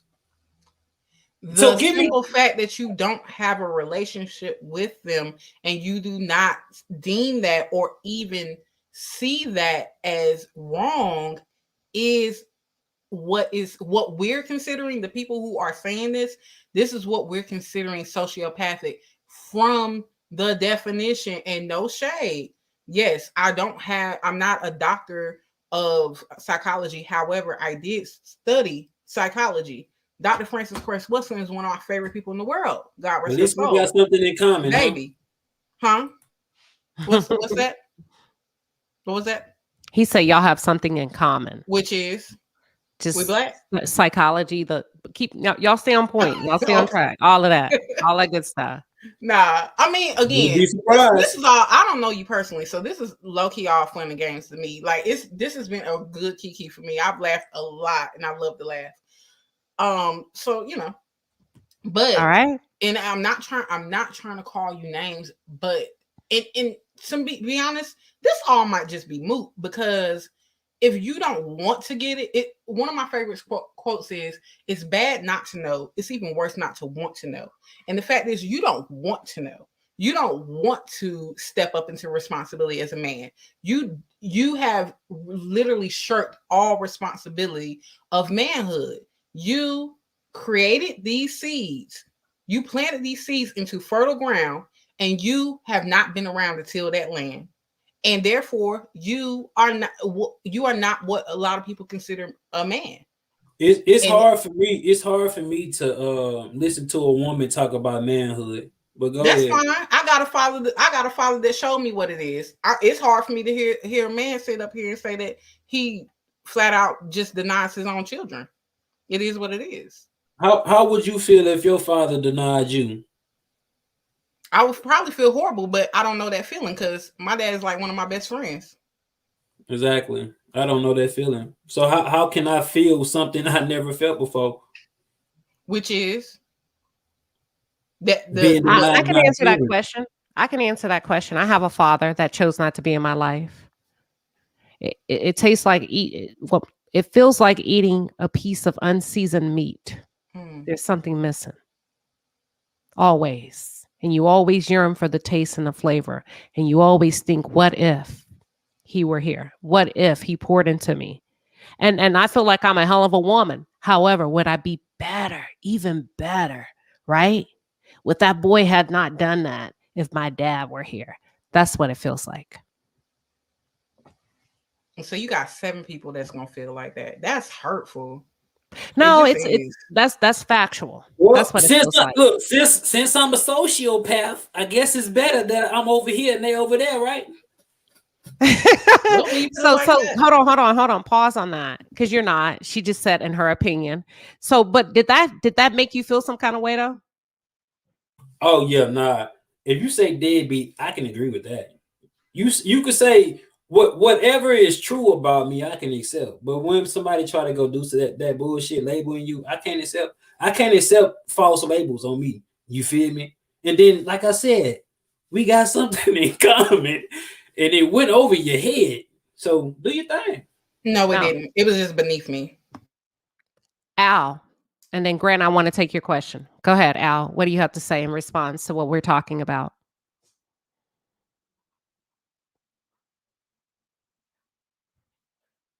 The internet whooping your ass again. It went on. We're going to come back to you, Big Al. Grant, what's your question? Yeah, I wanted to touch base on, so we can agree using sociopath is probably, it's problematic. But would you say that sort of discounting the notion that a child in this world who would more than likely naturally want to seek out who their father is in some sense, would have some notion of being rejected, and given your sort of admitted sort of callousness towards at least that prospect, do you think at least the characteristics of a sociopath somewhat explains some of the behavior that you have articulated on this show? Can we break it down bite-sized pieces? I feel like it's a lot in there. So the first, can I peel this back layer by layer? The first question is, should any of the 7 beautiful children, right, innocent, that did not ask to be here, because you said 50-50 responsibility, and we're talking about Black households, not just specific to you, House of Hypocrites, because there's a lot of this going on, right? If we talk about it, Nick Cannon, all of them, they're still not in the households, y'all, whether they claim the kids or not. Those kids will still yearn for them, right? And they're going to do the best that they can by rotating around. But in your case, you chose to not get involved. Should one of the children come looking for you and seeking and yearning a relationship with you, what are your thoughts? What would your potential reaction be based on where you are today? Based on being a sociopath, I wouldn't care. Where you are today, unless you bind into the notion that you are. No, based on being a sociopath, I wouldn't care.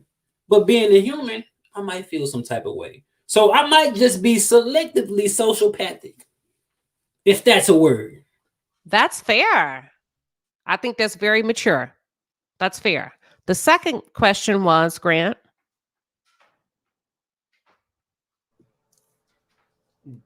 Do you think your children have some notion of it? Like, can you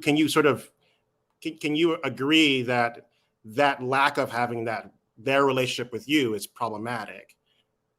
And on some level, I mean, your denial of them and agreeing that you are temporary sociopathic, whatever you said, do they have a place in this conversation that they potentially have some emotional connection, even if they don't know you? I wouldn't know. But what I would say is it's hard for me to think about it, because it's like, if you tell a woman, hey, yeah, we did this, but I'm not trying to be a father, or you know what I'm saying? I'm not trying to be a father. I think I will offer to pay for the abortions or get a plan B. If they take the plan B or not, I'm not gonna sit there and watch them and hold their hand and pop a pill in their goddamn mouth. You feel me? So on that aspect, in saying that me offering for the abortions, if my mind is already preparing these women to not be a father, why have the child? Now we coming on panels and shit like that, me knowing that I didn't want to be a father, even though I made a mistake. Both of us we laid down there and had intercourse. We know this both was 50-50, like you saying. If I didn't want to be a father, what makes you think once the child get here, I still want to be a father? Like, I don't understand that. Don't understand it. My mind don't change because the child get here. My mind don't change because the child get here. My mind is already made up on me not wanting to be a father. Yeah, I was being irresponsible, like I keep saying it. Being irresponsible, should have wore protection, should have did this, should have did that. That doesn't negate the fact that I didn't want to be a father 7 irresponsible times. So if you could say I'm insane, I'll take that. But a sociopath, not at all. And there are definitely Okay. some levels of insanity, because the first time, one who didn't want to have a second child typically would have taken precautions. And I think the problem comes in is that the notion that you had a conversation with another adult somehow maps onto a child. That would be like me having a conversation with you and then walking out my room and going to the next person, like, well, I just had a conversation with this gentleman. Why don't you know this conversation and aren't agreeable to these terms? That is just a sort of dance you're playing with this process by saying, I don't want to do something, but I've taken no precaution to prevent it after the first, second, third, fourth, fifth, sixth, seventh. And so once you do that, you can't just say, well, I don't want something. You've taken, at least in my estimation, and I imagine most who have a basic understanding of math and numbers would say, you had a lot of steps to demonstrably make those actions, yet you've only verbally done it. And so if actions are not part of this verbalization, how much do you really not want to be a parent if you haven't taken those steps? And I think that is the question everyone is sort of trying to ruminate on and hoping that you have as well. Don't answer that yet. Real quick. We Unlock Nation says, well, I guess he made his decision, but so did I. Peace Queen. Would you like to come up and explain that, sir? Go ahead. House of Hypocrites. I would say you ask good questions, but do y'all know the sample size of this situation? It's been 7. It's been 7 outcomes of women getting pregnant. What is the sample size of me actually taking preventative measures of not getting women pregnant? Do y'all know that sample size? So are you referring to the number of times that it would have? I was told that you had sex with 73 women over a certain amount of time, and I was also told that in the lifespan, that was like 7-8 years, correct? Like in the lifespan since 17 to 27, 7 out of 200 women. So like I said, so in a decade, 73 women, and then hold on, wait a minute. You said 200? 7 out of 200. Oh, 7 out of 200. Sorry. Unprotected. No. Protected. Okay, that's clarify. The measures that I took to not get the other women pregnant, I took those measures. This is like if you have a bunch of, you just have a bunch of sex, man. If you was living the type of lifestyle I was living when I was younger, you're not thinking about morals and shit like that. You just know you young and you got a lot of testosterone you want to give out. You feel me? So out of the sample size, 7 out of 200 that got pregnant, you don't think I took preventative measures? Somebody brought up a good part. A good point. It could have been more. Said, so if it was protected, it is not a part of the sample size. They want to know the sample size that was not protected. Marinate on that. But when we think about the condition that we are in, y'all, Black parent, Black homes with no father, right? We can harp on this all night. I guarantee you 95, 97, 98% I wore protection. This is why I keep saying these 7 is just the unlucky times that I didn't. Really the unlucky time. Like this is an unlucky ass situation. But for the most part, I wore protection and I go get tested. So that's why I understand, because y'all don't understand, but it takes a motherfucker to get on here and explain this type of thing. Right? It sounds insanity because it's 7 women, but the sample size was much greater. It could have been 150 women. If we're being realistic, it could have been. But I took preventative measures so it won't be that. Those 7 times is just those 7 times. You're almost saying I tried to set 1,000 houses on fire, but I only was able to set ablaze 13, and you should be okay with the fact that only 13 caught on fire. Setting the house on fire is intentionally. That's intentional. See, if I was intentionally, no, I intentionally had sex with these bitches. You know, that's intentional. You're intently. What comes out of that? You're a womb arsonist, correct? I mean, technically, in essence, you're saying that any number of these moments that you're doing this thing, that ultimately you're not responsible, you're not culpable. And we know, statistically speaking, if we agree with your numbers, and I can do that relatively quickly, 98% of the time you're wearing a condom, which even shrinks the sample size, which means that you're the greatest outlier in condom breakage in the history of humans. And that would be the worst statistical bad luck anyone has ever existed, which maybe your luck will go in the reverse and you should start playing the lottery, because you are most certainly due for you to have good luck. But I just want to make sure we understand. You're saying it's been bad luck, Grant. It's been bad luck, Grant. I've been trying to it's been irresponsible and it's been bad luck. Somebody said I was fertile. so shit, it's been bad luck. Yeah, we're gonna call you Jazzy Balls. Because it's a lot of fertility in there. And Big Al, what you got to say? Because you've been waiting for a second.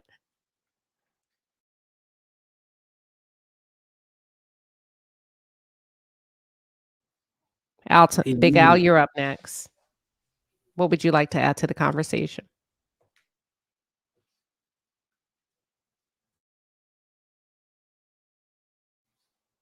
You're on mute.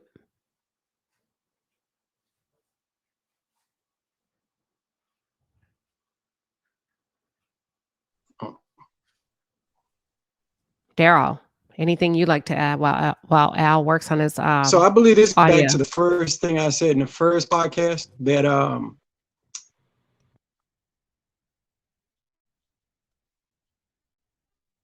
can you hear me now? Yeah. Turn off your camera and just talk via audio. That helps sometimes.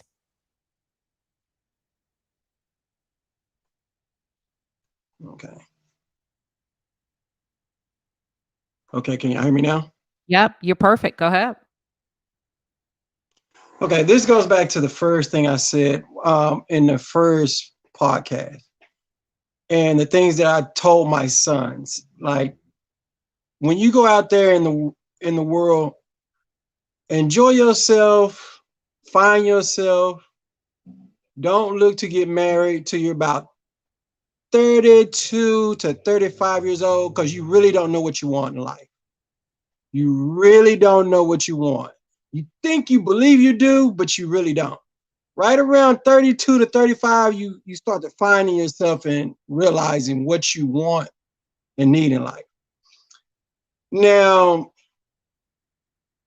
back to what House was saying. I mean, a lot of stuff I understand. I don't agree with. I understand where he's coming from, because he feels entrapped. Like, he didn't ask women, because at the end of the day, women, y'all have the final say so on y'all bodies, whether you want to have a baby or not. We don't control that. But under that same respect, if you don't want to have a baby by a person, you got to strap up too. So responsibility falls on both parties. So, I mean, that's I can't true. say it enough. That's true, bro. And for the most part, I was, bro. I was young, bro. I was young with some lit money, with some lit clout, with a bunch of followers, bro. I was unlucky, bro. Really was. And like, shit, like I said, like, I don't live like that no more. You would think, but this what these panels and stuff had to bring out somebody, so you can give a full scope of it. You want me to be responsible? I'm not. That's just like the end of the discussion. Going forward, I would be more responsible with my actions and with the type of women I lay down with, unprotected or protected. You feel me? But like, I'm with my past. Y'all say the past don't matter. You ask a woman what's her body count, she ain't gonna tell you because she know it matters. But within mine, it don't matter to me, man. Like, yeah, it's a life. Yeah, they got great stepmamas, stepdaddies, all that. it's a cycle. Somebody has to put this type of I guess lifestyle out here in the archetype out here in the atmosphere. We're not gonna live a good life just in harmony. Some fucked up shit had to happen. I might have to be one of those people. You feel me? Might have to. So it's just it's a life. It's just maturity. I mean, at a certain point in time, you're gonna sit down and say, "What the hell am I doing with my life?" And you're gonna reflect and you're gonna look back and you say, either you're gonna say, "This is what I want," or you're gonna say, "The hell with it. I'm gonna go out in a blaze of glory." And that's what I try to tell people. There's all different type of people out there, and we pass judgment, and we don't know what they go through. We don't have any understanding. And my whole thing is try to find understanding with each and every individual, because we're all different. What works for me don't work for a lot of people. What works for somebody else don't work for a lot of people. Some it do. So.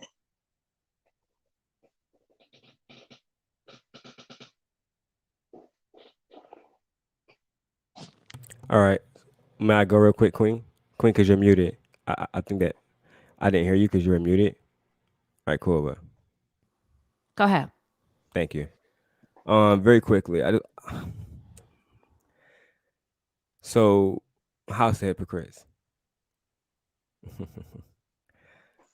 I believe, just like at one point in my life, we both represented the worst parts of Black men.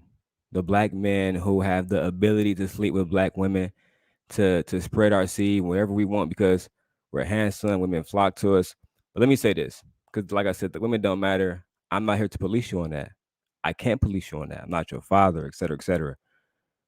But I do believe that like your choice to not take care of your children is I think it makes you not sorry, let me take it off you. Let's not make it personal. But I think that men that behave like that are less than a man. I believe that these men are they're responsible for so many things that happen to young Black boys, whether it's the ones that become criminals, the ones that actually suffer from mental health, and eventually they grape women, they end up doing all kind of different shit. And I feel like the fact that you want to talk about the women and be a pookie and sell books, you get so much time to do so many other things, but you don't get time to be in those kids' lives. And I feel like in any other culture, we wouldn't even be having the conversation. It'd be like, oh. So listen, this is the thing, man. Black men, accountability, it used to be like blood oaths. You feel me? Hypocrite. It used to be like, man, even if I didn't want to do it, you got to do it, big dog. And if you didn't do it, there was severe consequences. And I just wish that we did those like those type of things, because then when your sons grow up, they can understand what not to do in our community, that we will protect our women, and then we will persecute those like yourself or people who do those type of things. Because if I'm not gonna call you a sociopath, and I apologize about that, but if you refuse to take care of these children for the next 18 years, I just wonder, how do you think the men should treat you? Should we go out with beers and smoke blunts with you and hang out and play cards? Or should we treat you like the man that you are? In my opinion, that's beneath us. I don't care about the opinions and mindsets of men. I'm my own man. I don't get validation from other people. I validate myself. When somebody said, "Oh, he must not love himself," bruh, I really do love myself. I don't take the validations of other men. You feel me? Not at all. And then you have to figure out what type of man are you, because the same type of man you are might not be the same type of man that somebody standing next to you. Like, it's just different archetypes, bro. You can feel like that because within your standards of how you see man and what a man's supposed to be, then that's how you feel. At one point in time, Vikings were considered men. You feel me? Neanderthals were considered men. Like, what type of man you gonna be? I'm gonna be my own man, bro. And no other man can press me on that issue, especially if he can't whoop me. You feel me? Hold on. But I I do. I'm talking in general, but I do I understand got where you. you coming from. I do understand where you coming from. Ain't no an older man that come up there and talk to me. I respect my elders. I do. Mm-hmm. You feel me? I allow in the women. I expect women that's gonna be respected to me. I respect anybody respect me. So I can hear what you saying. I believe what you saying, bro, to be true. That's your truth, though. You feel me? You the type of man that say I'm beneath them. I wouldn't be hanging out with these niggas. Cause I'm gonna make my own money. I'm gonna have my own life. I'm gonna do whatever I want to do with them. My life. You know what I'm saying? I have a question. Hold on, real quick. I'm coming to you. Thank you to Melvin Elephant for the $100 super chat. We really appreciate you, King, for showing up with the support. And then I am going to go to, you know what? Let me get to who was that? The Doctor of Love. Hold that question real quick. Okay. Lady D's, what's your question? You were first, and then we're going to go to the Doctor of Love. Lady D's, what's your question? Hi, Queen Sheba. Hi, panelists. I just have a couple of questions for Let's go with House of one. Let's go with one. Choose your best one. Okay. How old were you when you had your first child, and how old were you when you had your first child? I had them between 19 and 23. Your first one, or were they twins? You said them. I'm just saying, just all of them between 19 and 23. Okay, gotcha. Yeah. Okay. So a 4-year span, you guys. The Doctor of Love, what's your question? So my question is, what is your ultimate goal? In life? Mm-hmm. In life. Just to enjoy it. Just to enjoy life. And live it in the way I want to live it. And don't have no type of feelings if I'm scrutinized by the way I live my life. Because like again, I'm my own man. I'm gonna enjoy my life. And whatever comes with it, gonna come with it. I accept the consequences. With anything and action that I do, I accept it. So that's your goal in life? My goal in life is just to enjoy it. Okay. I'm gonna stay on the ladies. Jasmine, what are your thoughts? What do you want to add? First of all, apology. I don't know how I feel about that, but I'm not looking. You ain't gotta apologize to me, man. Oh, okay, fair. Right. Yeah, but I am not a clinician, so I don't have the right to diagnose anyone. Am I assessing something and applying what I'm assessing to a formula? Yeah.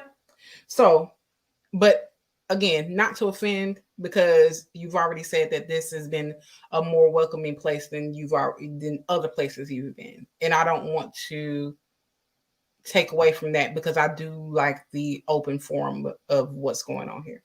I want to turn it up, but I was like, I ain't gonna turn this chat up. So I just You can turn it up. Do you? Like, Because we respond accordingly now. Don't get it twisted. I'm a sad Tony. He's all fire with me. But but I do want to ask you a question, if that's fine. How do your parents feel about this?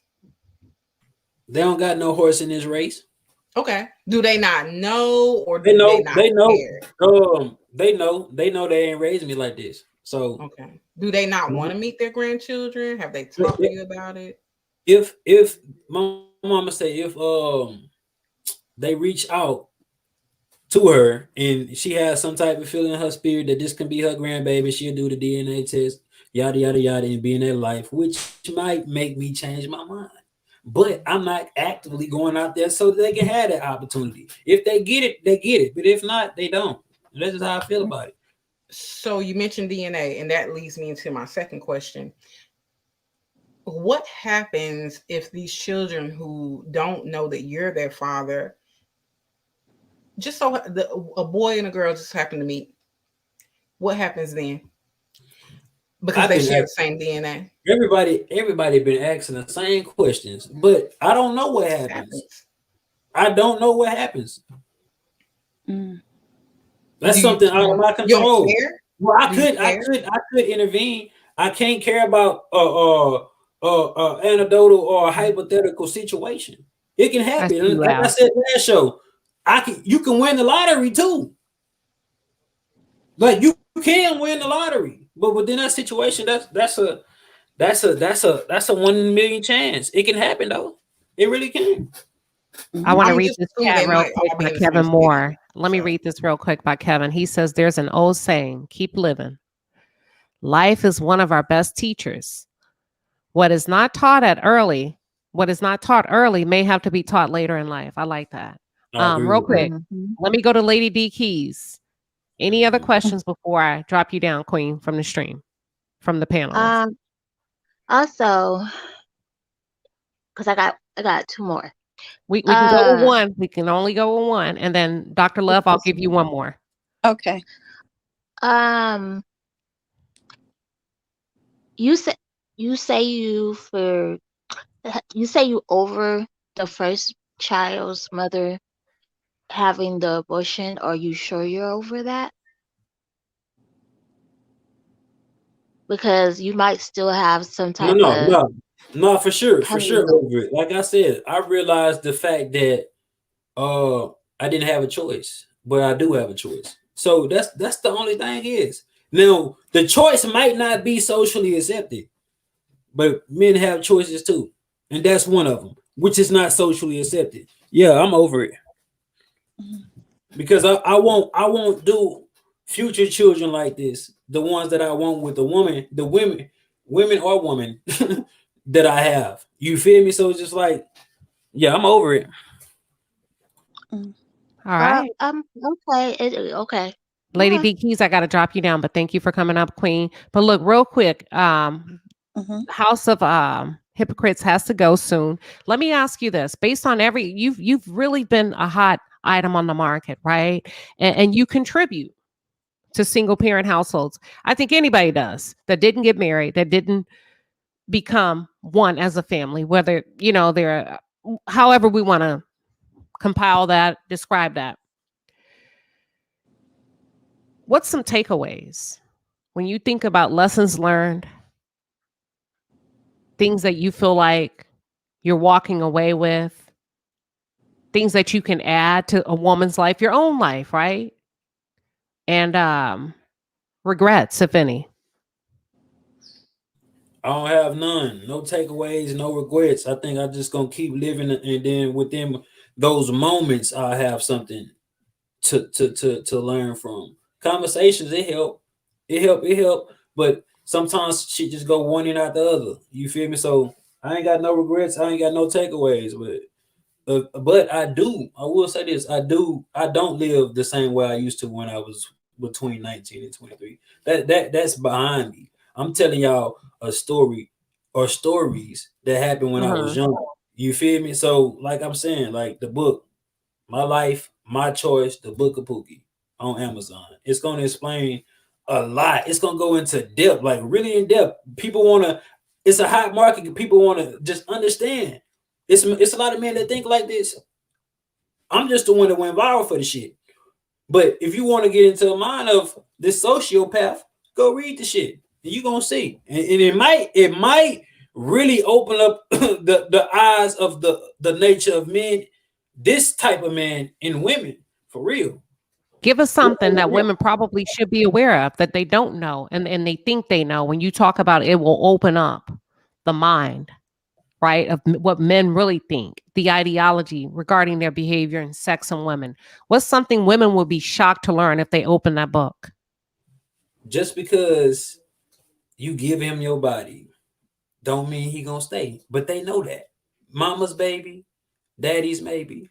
And another thing, a man is less likely to take care of his child when he have no love for you. It's hard for a man to love a child from a woman that he does not love. And that's how would a woman know? How would she know if he actually loved her? You gotta, he gotta commit. He gotta commit to you in some type of way that you feel like it's commitment and it's worth taking home to your parents if you got some. We need to get back to meeting. We need to get back to meeting each other parents before when we courting them and dating them and shit like that. But it be fast. You know what I'm saying? Like if you gonna give me the the power to make a decision how I'm going to enter your body, you already fucking up because I'm irresponsible. And I will leave foot tracks all throughout your house if you let me enter with muddy boots on. But you can tell me to take it off. But a man, that's what a man is not going to be inclined to take care of a child from a woman he do not love, and that's a Al, fact. you're up. Thank you. No, hang out. Al, you're up. Dr. Love, I can take one more question for you before we go to the panelists. Okay. So I'm not sure if this question was asked from you. How was your upbringing with your mother and father, and did you come from a single family home?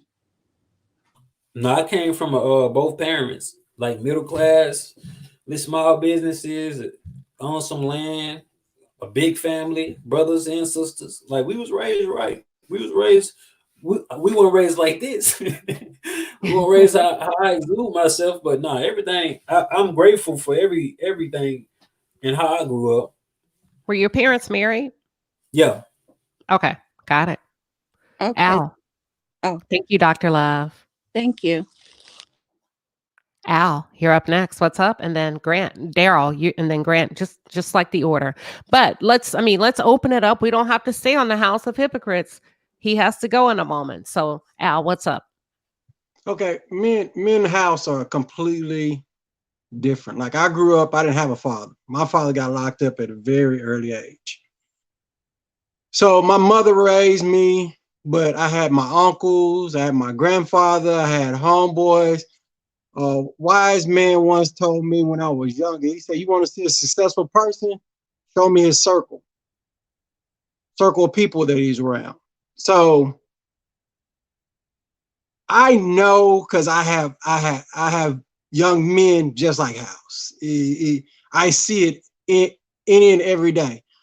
Just because he's not there don't mean those kids, because I think everybody's focusing on how the kids are gonna turn out, what's gonna happen to the kids. Just because he's not there doesn't mean those kids are gonna have a bad life. I think that's a lot where the focus is. But I say this, I have a question for House. When you were dating those young ladies, and I'm gonna take in mind you were young, did you ever tell any of those young ladies that you loved them and you wanted to be with them? Because I feel like this is a question missed by women. Hell nah, never. Why would I tell you I love you when I'm just fucking you? It might feel like love in the moment, but why would I tell you that? Never. Not even come. No. Grant, are you okay? Grant, hold on, pause. Wait a minute. Hold on, y'all. This is Palace After Dark. This is the Palace After Dark. If you got to go to bed, go ahead. Hold on. Real quick. Did you ever take any? Because I listened to you. I did a little bit of research. You said you had to do the bare minimum. Did you even buy them a 2-piece and a pepper? It just depends on the class of the woman. You know, some you gotta do a little bit more for. Some of you gotta dangle it. One of them told me one day, you gotta at least take me out on 2 dates. Guess what I did? Took out on 2 dates. Oh, wow. Okay. Kimbella75 says, would any of the proceeds from your book sales go towards any of the kids that you are not claiming, i.e. college funds, etc.? What do you plan to do with the proceeds? If that shit going in my pocket. Like, what you okay. Like, come on now. Daryl, what do you have to say? I might need to start lying and say they is so they can go buy the motherfucker. Oh, Lordy. No, keep it real. We enjoy it. Hold on. What's your sign? I know it don't make a difference at this point, but I'm just curious. I'm a Capricorn. Okay. Like Martell Holt. Okay. Gotcha. You took the words right out of my mouth. Go ahead, Daryl. It's like, man, I want to laugh and joke too and shit. But, you know what I'm saying? I would hate for, like, my daughter or anybody else's daughter to run into one of your sons. You feel me? Or I would hate for one of your sons, one of your daughters to, to run into somebody else's sons and fuck them up. Because what I'm seeing here is a lot of behavior that, we always joke about when it comes with men. men. We can do what the fuck we want to do, but we also want to be, and no titles matter, right? Grant, titles don't matter at all, but we also want the title of leader. So again, like, it's hard for me to really talk to men who take life as a fucking joke. But you know, if you want to actually put in the work and actually be intentional when building the Black community and actually doing some shit that's prosperous instead of, you know, doing something that's almost like a quick little cash grab, to me, that's what Black men need to be focused on. Like, there's 1,000 different ways we can put a little cash grab out, you know, like out some money. There's a lot of hustlers around every hood. But my whole point is this, man. Hey, Like, hey, hold, I got you. So making jokes about children and then levying it, like levying a story about the children to make money, but not taking care of the children at all. You know what I'm saying? Like, to me, I'm not saying that I want to change you or whatever. I don't want to change you. I want to change the next motherfucker next to him. Like everybody that's looking at this, every young child that ever sees this, I just pray to God they never want to be like somebody like you. And if they need to make some money, if they need to write a book, I hope that like they can reach out to somebody that can really tap into them.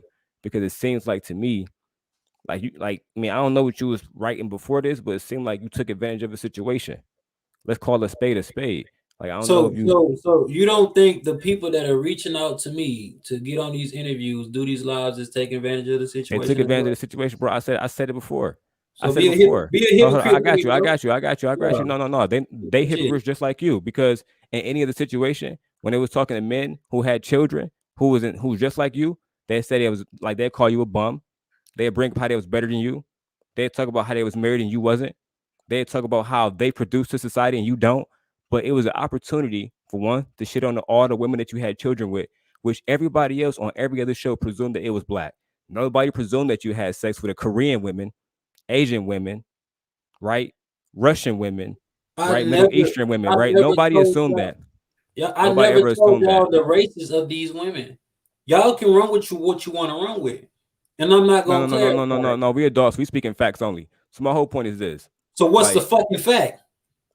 We don't know, because you're withholding these facts as you just stated. Exactly. So why you asking what's the facts? Well, I said you're assuming that these are Black women. I have nothing to go off except what you are telling me. Which I haven't told you nothing. As I said, people on other channels said that. I never said I said that. So my whole point is this. All right. We got to stop acting like everything is a fucking joke all the time. Any Black man, or if this was any other race of people, they'd be stoning, or so many different other things that will happen to rectify this, so the other men can say this is not going to fly. Because what you did basically is say, I'm going to dishonor the women, dishonor the kids. When the grandkids think about you, they're gonna say, oh yeah, he had that one fucking book that didn't make no fucking difference. Let's call it spade a spade. It won't be like a New York Timer or something like this, because if I ask you right now, what is the book about? What is the purpose of the book? How is the book going to make the Black community better? You're not going to have those answers for me. This is a cash grab. I'm gonna tell you, I ain't doing shit to try to make the Black community better, bro. Like, what are you saying? You say it's a cash grab. To be a man. Hold on, Daryl. So many people have reached out to me from the shade room, etc. Engagement costs dollars. So if anybody gonna make money off my story, nigga, it's gonna be me. Stop with that weak ass, simp ass shit, boy. What are you talking about? Hold on. Like I said, it's sure entertainment. It's entertainment. He's in it for entertainment purposes only. So cool. I'm cool with that. Cool. Off my story, bro. Like, it's so many people are on YouTube, on this, on that, running ads on my story, bro. What are you saying? I'm going to capitalize off of it. How much land do I own? How many houses do I own? You don't know, bro. That was not the purpose of what I said. And like I said, if we're going to justify, like, I'm going to like speak plain out. We're going to justify fuck nigga behavior. Then when Sierra is out here wearing butt naked, wherever the fuck she want to be, that's entertainment. That's some bullshit. Don't ever check it. When Lizzo is half naked at the Caesars Arena and all the little girls see it, that's entertainment. When she's out here twerking, that's entertainment. When Lil Nas X is twerking on the devil, that's entertainment. These things don't have no impact on our actual community. Right? No, but we're the only race of men on the fucking planet that literally acknowledge fuck nigga shit. And we acknowledge fuck nigga shit as entertainment.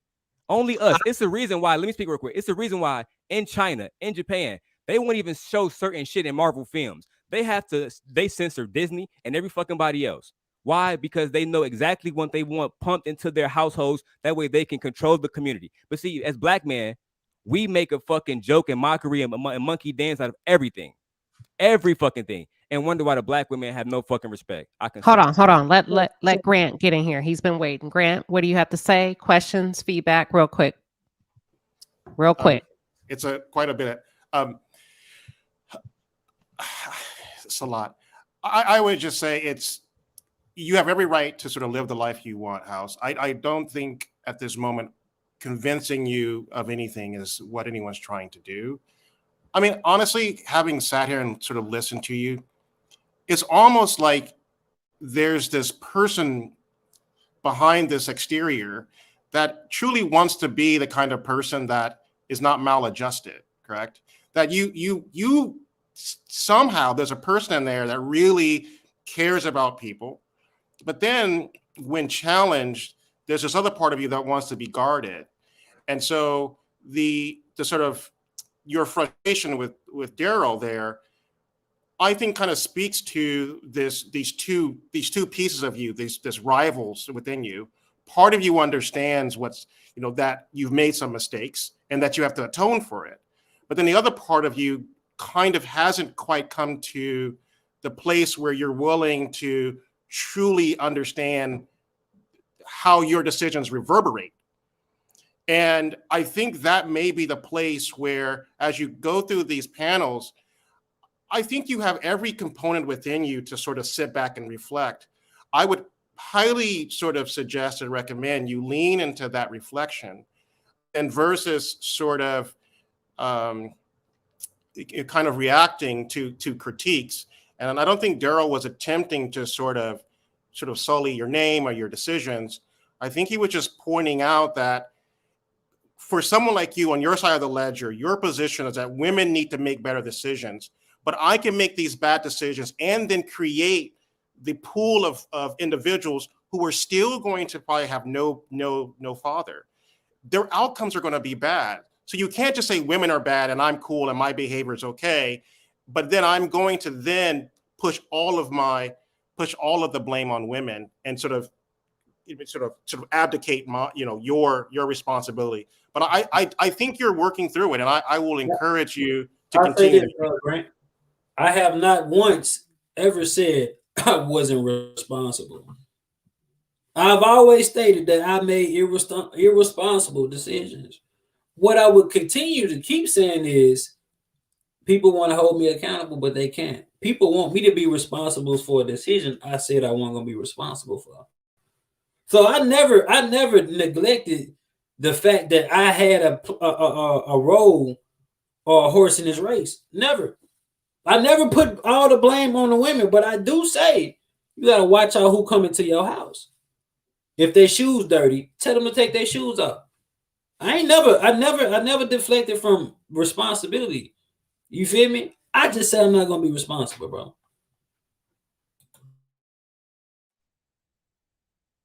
So go ahead. Journey, hold on. Let Journey to Jasmine get in. Go ahead, Journey. Yeah. Whew. Question.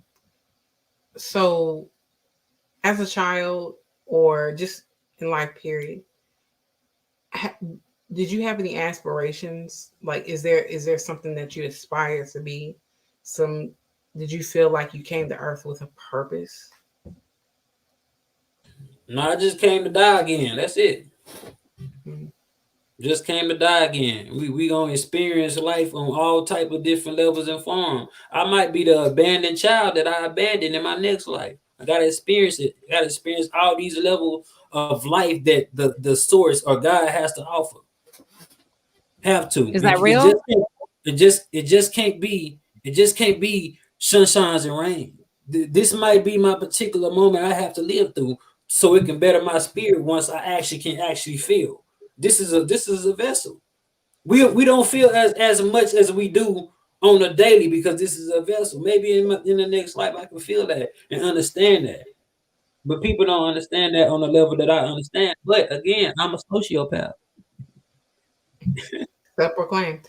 Are you doing the work to get a deeper connection with your soul, with yourself, like, or does it not even matter to you? Oh, it's been connecting. It's been connected. The thing about it, people want to judge other people's soul. That be the Christian. Want to judge the other person's soul. Wants to figure out that person's life and hold him accountable for his life. But it's some things that everybody on this panel may be ashamed of, but it'll never come out. I'm the person that's gonna put that bitch on my sleeves and let you know I'm dealing with it or dealt with it or this how it is. So that's actually called deflecting, because that did not answer my question. What was the question? Because I don't deflect. Fine, I will ask it again. Are you doing the work to get Yes, connected I to your have. soul? Okay. All right. All right. All right. Real quick, I have a question for you. I know you said you want to be married, and I think that's admirable. And I know you're in your 20s because I listened to your just some of your commentary. But I also asked you if you're a husband, and you said not yet. Not yet. Yeah. But I will say I know in the future I'm not gonna always think like this. And I know it's gonna be a part of me that's gonna want to reconnect with these children. But in a sense, if all my baby mamas want to move in with me, I go get a house and we do a poly relationship, that worked for me too. You would take them back? All of them. The ones that's not married or in a relationship, all of them. But that's a different story. It's an issue with us abandoning, but it's another problem when I want all my women and the children to be up under the roof. Is that a better solution than abandon these children? If you can afford it, why not? Why not? I can afford it. Did you enjoy the show? I know you got to go. Did you have a good time over here in the palace? I had a great time. And my bad, Daryl, for snapping on you. Goddamn. Daryl used to it. He fight all day. But no, I enjoyed the show. I enjoyed. Hopefully, if y'all want me back, come back. I could. You know what I'm saying? But I didn't know I was on here for 2 hours and 30 minutes. No, you gotta drop. I mean, it was just so good. It's you know what? I would love to have you back for my members only, very small and intimate, where we can just talk as a smaller group, smaller panel, and you can really say what you want to say behind closed doors with just the women and the men. How about that? We can do that. All right. Well, we appreciate you. I know you took some hits tonight. Nah, I'm good. Look, are you dating? Are you dating? Right now, I'm actually celibate. What? Hold on, real quick. Tell us more about that before you leave, because I think that's admirable. Tell us more about that. How you came to be? How long you been celibate? I used to smoke a lot, drink a lot, all that. So really, I was watching what I consumed within my body and within my mind. The urge to have sex is a big urge. You know what I'm saying? So I had to be disciplined enough to control that. So when people just be talking, they just be talking. They don't know the life that I live right now. But I don't encourage it. But if you can do it for either a month or two, because I can't go too long. You know what I'm saying? It's probably been like a month. That's for me, that's good. You know what I'm saying? But like, yeah, I'm practicing that shit. You know what I'm saying? Just so I can have like all this up here instead of urge controlling my actions. You know what I'm saying? Spending extra money, flying bitches out, all that. I can't do it. You know what I'm saying? So yeah. No, that's awesome. Somebody said thank you for sharing your story with us. For real, because there's a lot of judgment that comes with it. But you ain't the first, you won't be the last. So I do want to say that. You're just the first to have a confidence to come up here and talk about it openly and honestly and give you truth, whether we like it or not. And that I can respect. With a little bit arrogance. You know the men that they say about them arrogant men. He got some, huh? Oh shit! I can't tell, man. I find it hilarious. I get your sense of humor in all of this. You know what I'm saying? So thank you. All right, panel. So let's wrap up. I feel like the audience has hung out with us for quite some time, but when you think about the state that we're in, the Black community. We do have a problem. And the House of Hypocrites did not create it. As much as we want to get on him, he did not create it. What would you like to leave the audience with today?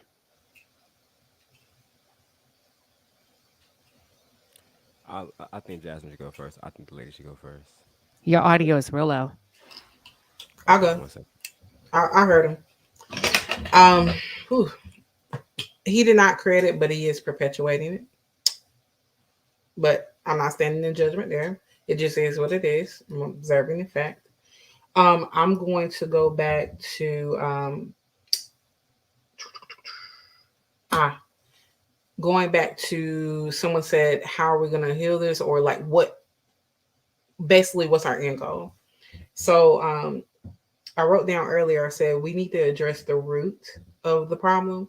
And this whole gender divide is not the root. It's actually a symptom. So while, we're asking questions, well, is the men's fault? Is the women's fault? Women, men, nothing is getting solved because no one is doing the actual work to see what these systemic issues are that have brought us from where we used to be to where we are now. And until we address the root, these type of issues or these type of men or women will continue to procreate and we'll continue to have these type of issues in our community until we don't have a community anymore. All right. Thank you, Jasmine. Grant, you're up next. Yeah, I think for young ladies, young girls, raising girls out there, I think one of the things I'm a huge advocate of, getting girls into STEM programs, into sports, they're less likely to get pregnant. They're going to have more self-confidence. We're not going to solve the notion that young girls are growing up without fathers, but there are structural things that we can do. I think we are deluding ourselves if we believe the notion that somehow tomorrow we can magically snap our fingers and some magical cloud of religiosity is going to make these people come to Jesus. If that was the case, we would all do it right now. There are social structures that everyone talks about that ultimately can land us in better places. Intelligent, smart women make intelligent, smart decisions. And anyone that complains about a woman who's college educated doesn't understand that every other group is college educated. And it's the most stupefyingly ignorant thing to say women should not be educated and they should just merely be shackled to a kitchen. Dark age countries do that. There are countries right now in which 80% of their population is highly educated. And here we are arguing whether or not women should be educated. I don't care if it's a degree in English or anything. The fact that she has the capability to communicate and have an emotional intelligence will hopefully give her the tools not to end up with someone like us. You have to give young girls that ability.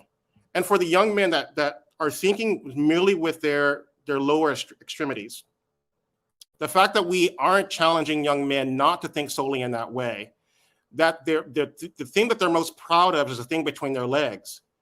We have to get young men and young boys out of the notion that their only value is that. Their value has to be more than that. They have to see the world through the lens of saying, I can go into engineering, I can go become a chemist, I can go and do all these other things. My only value to this world shouldn't just be my sexual prowess. It needs to be my intellectual prowess. Those two components are going to have a vast change in how people operate. That is what other groups are doing. All this other talk, it just makes no sense. The governments aren't going out to countries that are poor and going, hey guys, you want to just have a nut here? They're like, we're going to educate your daughters tomorrow. We're going to give you the capability to educate your sons. We're going to reduce the number of teenage pregnancies. We're going to reduce the number of people who are having babies without having the access to healthcare and things like that and social issues. And we're going to bring you into modernity. If that works for those countries, I have to imagine, and I'm only speculating, it has to work for us. So that is what I would say is something that I'm adamant about. And I others are as well. Thank you. Big Al, the floor belongs to you. What's on your mind?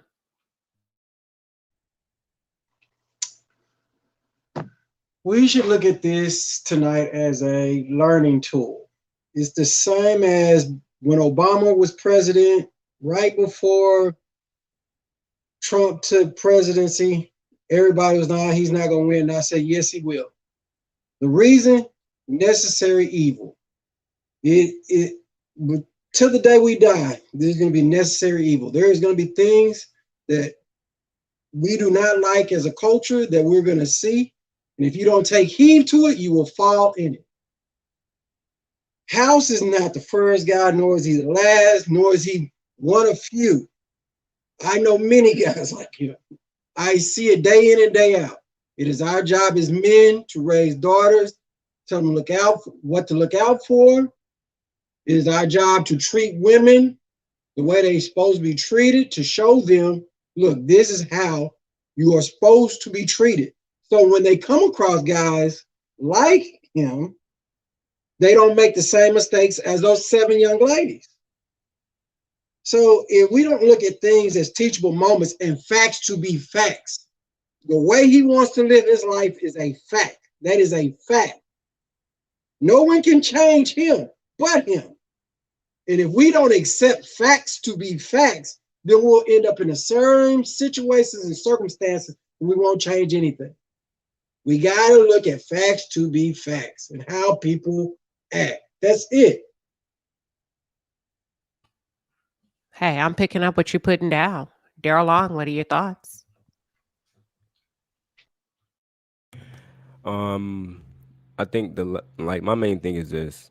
My 2 things I would hit on is the children. I think the children means more than every other conversation we had today, whether he wanted to be a father or not.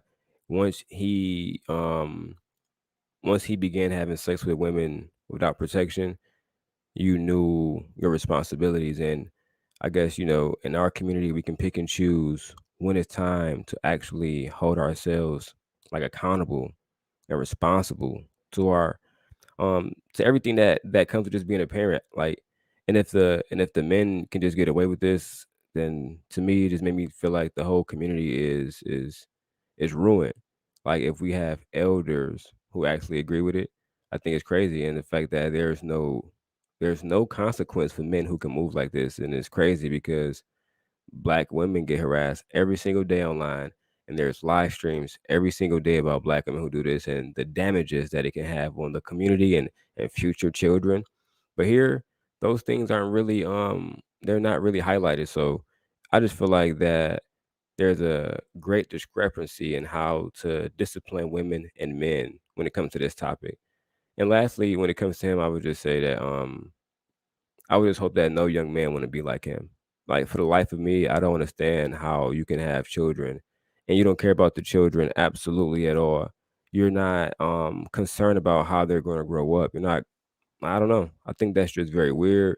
I understand, just to say this, that the women should never have sex with him, but I think he's a liar. I don't think that he went into every situation saying that, hey, I don't want to be a father and yada yada yada.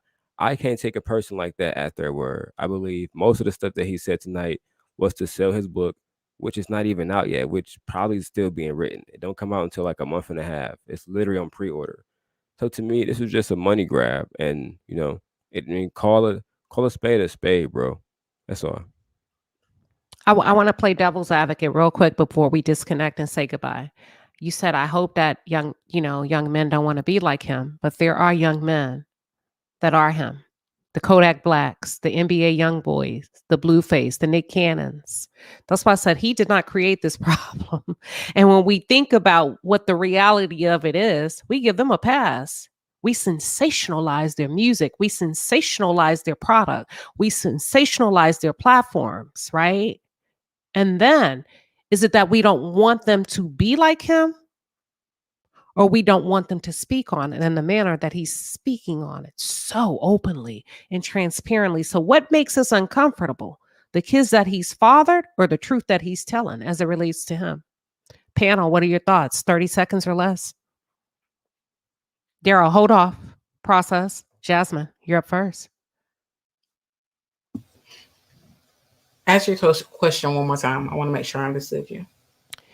Daryl said, you know, his fear is that young men would hear that in situations like that and thrive to be that, to be like him. I said, there are young men that are already him. When we think about the likes of the Bluefaces, the Kodak Blacks, the Floyd Mayweathers, come on, let's talk about it. Yeah. You know, let's take the dollar but we approve it because depending on the size of the platform, how deep the pockets run, how well the record did, how fast he can run on the field. This is a reality. He didn't create it. He's just talking about it. And he's telling his truth. And he's saying, well, I don't have a record. I don't have a football or basketball to bounce, but I do have a book. And we're outraged. So is it that we don't want young men to be like him? Are we uncomfortable with him having kids that he doesn't want to claim? Or are we uncomfortable with him talking about how he truly feels? So on an individualistic level, I totally condemn everything that he's about, along with those other men, because I mean, I brought up Nick Cannon. Nick Cannon was my very first example. So I don't glorify those men. I pick on them. However, on a community level, I do feel that these degenerate activities are glorified across spectrums, across genders and all the other, genders that people say exist. Literally, degeneracy is a part of our community. Like our whole community has been boiled down to degeneracy on every level. So again, it goes back to addressing the root of these issues and not the symptoms. And I mean, he's literally just a symptom. It's all the other men you name, literally just symptoms. If we're not going to, someone brought up the government earlier, and I do believe, of course, that racism, white supremacy has played a major role in the amalgamation of our minds. However, personal accountability has to be taken. At some point, you have to say, hold on, this does not feel right to my spirit. This is not right. But then you have people like hypocrites who says, I know this is right now. I know this is not right, and I don't care. And what? And that's a dangerous person. Right. So, and I don't have a thought about it one way or the other. I, as a host, I have to preserve because I'm not reviewing him like I normally would somebody else. Right. So I have to toggle between the two switches in my head, but I also have to keep you guys honest and challenge you. We don't push back on men with money that behave like this. We push back on everyday men that we perceive to be reckless when they're all reckless to me. Yeah. Right? They all fall in the same bucket. Just marinate on that. Go ahead, Al. So I can't say I have a problem how Daryl talked to the house. My thing is when we start losing our cool and start using abusive verbiage, we lose our message. Like, so I have young men all the time talk to me about all kind of their little crazy relationship, date 2 and 3 women at one time. And I sit there and I talk to them and I was like, yeah, and they come back and tell me their problems. And they say, yeah, bro, I wish I could be more like you. You're right. That's it. So I tell them like for instance, I'll say, well, you're dealing with one woman, I'm only dealing with one headache. You're dealing with 4 different headaches at one time. No man can keep up with that.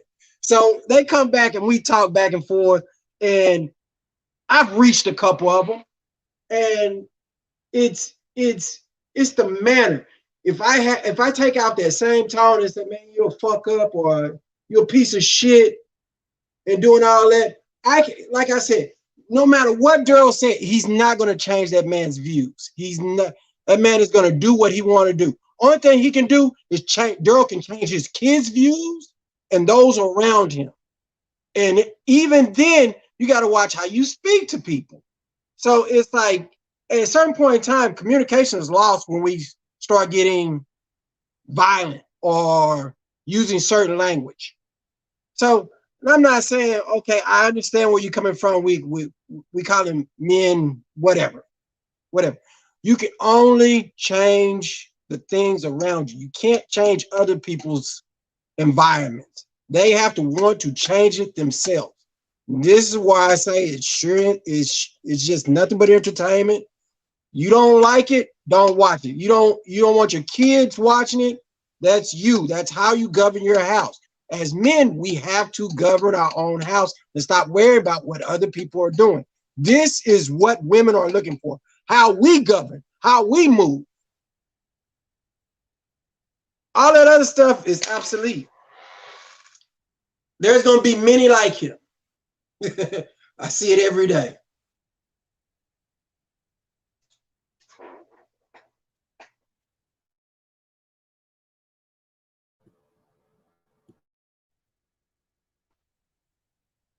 I think you muted, Queen, if you said muted. something.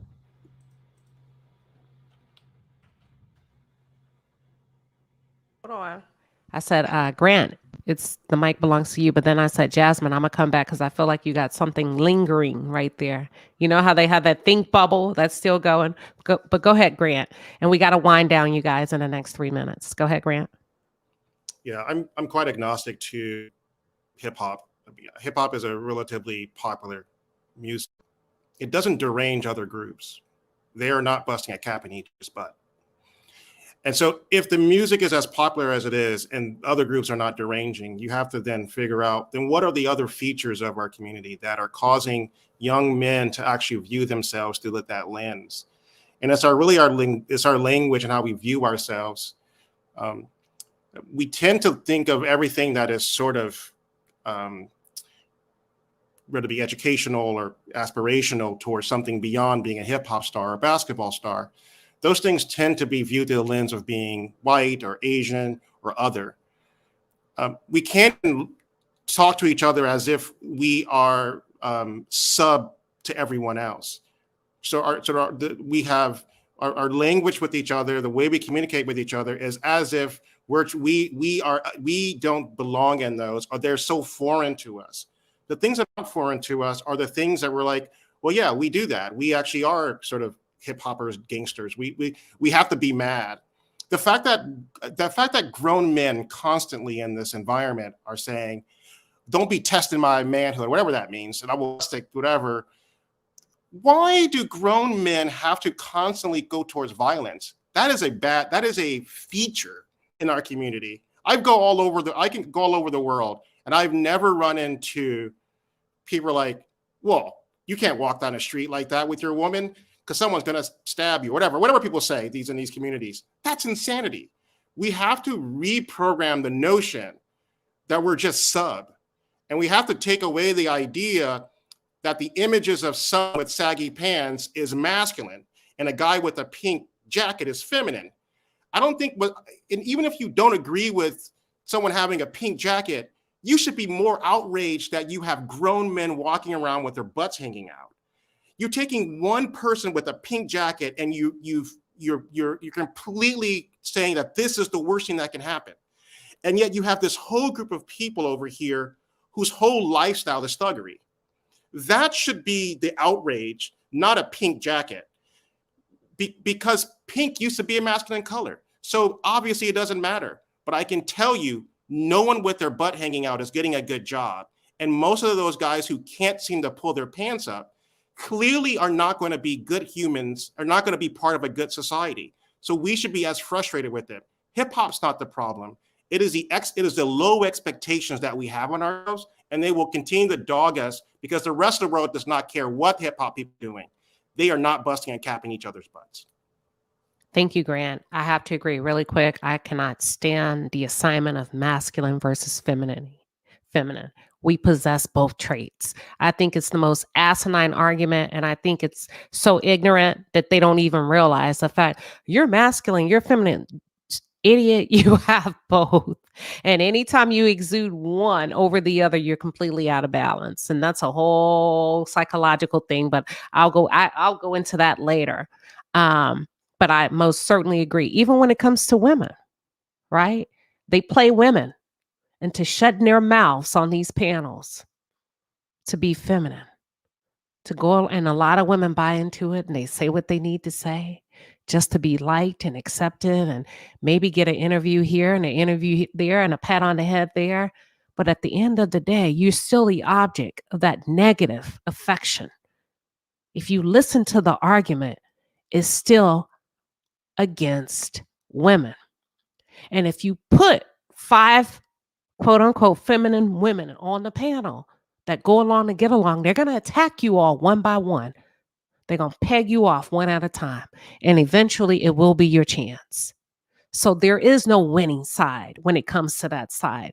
And I wish women would really think about that a little bit differently. You may as well show up and be who the hell you are, because I'd rather get my ass whooped in a fight by being me and swinging back than sitting there pretending to be something that I'm not. But that's a whole other argument. Jasmine, 30 seconds or less. Tell me what you're thinking, those lingering thoughts. Daryl, you're going to take us home. What Grant just said is so true. It's really asinine to think that a man can't check another man, or in just another human can't check another human on behaviors that are detrimental to progressing the human race forward, or, you know, our community, or however you want to put it. I think of it almost like the movie The Matrix, where you have a bunch of Agent Smiths literally spreading their toxicity around and creating other Agent Smiths. And it takes Neos and Trinities to come together and halt them dead in their tracks. We need to start speaking up. We need to have more panels like this and call people out on their hypocrisy, on their BS that is causing so much just damage to our community. Like, what if one of those 7 children are just so distraught that they don't have their father, that they go out and do something to another child? Then that child now has trauma because this man has not healed his own trauma. He's not thinking about the domino effect of his actions. And it's not just him. It is so many men and women, just people in general, that do not think about the consequences of their actions to the greater community. But then again, you have to love yourself to even love your community. And that's where it all starts. We need to start with self-love. And yeah, I can go all day on that. Real quick, I want to say this. So what I've learned when we talk about single parent households, men that choose to walk away every day, all day because they want to, but women still have a responsibility, period, right? To protect their womb. You know, consensual, when we talk about consensual nature. And we didn't really get into that like I wanted to, right? Because we had a easy target in my head, because if he were not here, we would be forced to have that conversation. And I think it would have been a little bit more balanced. I don't stand on either side of the fence, but I just think it would have been a very robust, well-rounded conversation. But we're going to come back to that because people are asking, can y'all go deeper? Absolutely. We'll have a part 2. And I wish we can find women with a lot of kids, you know, that did not do their due diligence. A real bad example, right? That would be an easy target to kind of force, because I feel like women sometimes get a pass. I mean, come on. This girl right now with 6 kids and no man around. But we're not bringing them to the guillotine either. I already know she ain't gonna come on here. Right, but we don't bring them to the guillotine. We don't force them to look in the mirror and have that conversation. We don't ask them questions like, what have you learned? Like we asked him. And that's all I'm saying. It takes 2 to make a thing go right. Because in the moment of passion, neither one of them was thinking about what tomorrow brings, right? When we think about who's going to pay for those kids, who's going to love those kids. And then when those kids don't get what they need, period, in the Black community, that becomes a menace to society and another statistic. And either they're going to peck each other off one by one, another one, or they're going to come to your house and kick in your door. So let's really talk about it. If they do not find the right path, right? Without a father being, and that's a whole deeper, that's a completely different conversation. But the question still remains, are women equally responsible? And I think for us to kind of shuck and jive that or stiff arm that piece, we're doing a disjustice to this conversation. I want to come back on that. I really want to hear your thoughts as a panel. What level of accountability do we or should we assign to women? Daryl, go ahead. Queen, I think the key word that like I'm all about accountability when it comes to women being accountable for having sex with a man who, whether let's say I accept his words as truth, they knew he was going to be an awful father. They knew these different things, so they have accountability there. As a man myself, I don't consider it equal, right? I just don't. I've never ever heard women being equal in anything else. Right now, you might be a equal student if you study, but that requires something that's intangible, right? Like effort, et cetera, et cetera, et cetera. Naturally, we are not equal. We a father and a mother doesn't like we don't have the same responsibilities. It's not equal at all. With that being said, like for example, if Jasmine was to slap me and Grant slapped me, I would have two completely different reactions. Two completely different reactions. The consequences would be completely different because Grant is a man. And from what I can tell, he's a bigger man as well. So my whole point is this. Queen, when we talk about the men, I myself had my first son at 19 years old. You get what I'm saying, Grant? I myself, at this point in my life, know I have to self-reflect. That's the first thing. Stop denying what you are. Stop denying that what you did was a problem. Stop denying that what I did caused years of trauma for the women that was involved, even when we were on good terms because they were not wives, right? So my whole point was this. He failed to take any accountability. He said, well, I told him that I just don't believe any of this. It's like I said, I think this is a hit piece to make money. I'm cool, whatever. Like just get your bag. But if we're going to have a serious conversation about the children, I think that he is highly irresponsible because, as I said before, I'm not trying to police him with the women, whatever. But the children, I really sit and I think up all night about, how I'm raising my daughters, how I'm raising my sons, what kind of father am I? Like my son's about to enter high school soon. I'm thinking about that all the time.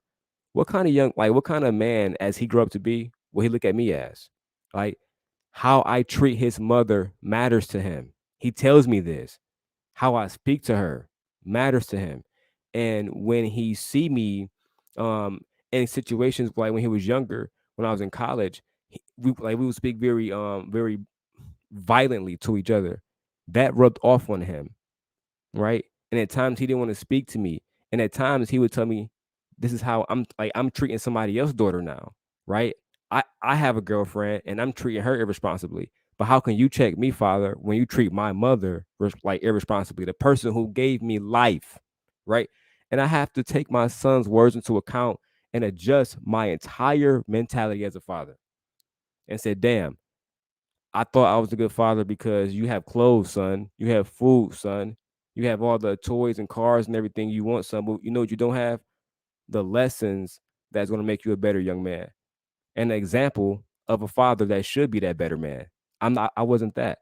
And that's why I said to that man this. Sorry, that's why I said to House of Hypocrites this. I still don't feel like the best father. The best way for me to become the best father, in my opinion only, is for me to get married and be a living example of something and not just talk somebody to death.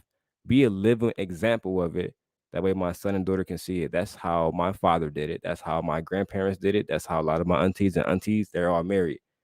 This generation doesn't value marriage the same way that other generations do. And I think I'm not going to say the N word. It's men like him with our lack of self-reflection, our lack of, I want to say therapy. He needs therapy, in my opinion. But our lack of just holding himself accountable and saying he has more accountability than all 7 women because you were born a man. God made you that way. That's all. I'm done. It's been a hell of a conversation tonight. Like y'all really showed up and did your thing. And Jasmine, you held it down for the ladies. They were really proud of you in the chat. Yes. So great job. Thank you. Very, very insightful thoughts. Differentiating opinions, viewpoints, questions, all of that. And thank you too to the House of Hypocrites for coming in and sitting in the hot seat. That's not easy. It seems easy to be on these panels and people don't understand that it's not really easy. You have a million thoughts running through your head, a zillion emotions, and it takes practice. It takes time. You go back, you judge yourself, say, shit, I should have said this. I should have said that. So, just the warmth of appreciation for all of you as panelists. As always, thank you to the palace, to my members, to my moderators that do a hell of a job. You see how they hang with me from start to finish?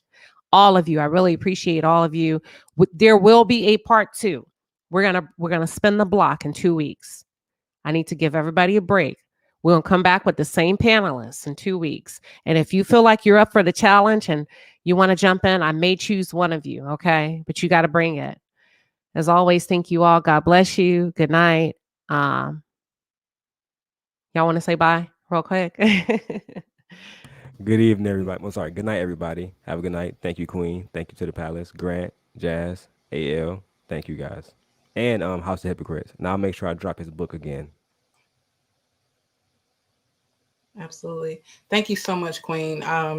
You know I appreciate you. Girl, you got me all out my shell and stuff. But the panel has been amazing.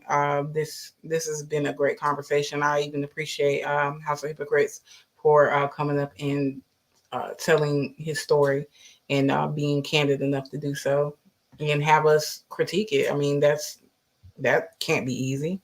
So yeah, I really appreciate you all. Panel, you have been amazing. And chat, you guys have been great too. Yes. Al, you want to say good night? Good night to all. Peace, wealth. And it was very interesting. I'm always learning something. Y'all have a good night. All right. Grant, last but not least. Yeah. Thank you for the opportunity. Have a wonderful night, everyone. Okay. We'll see you all in 2 weeks. Until then, sweet dreams. Bye-bye.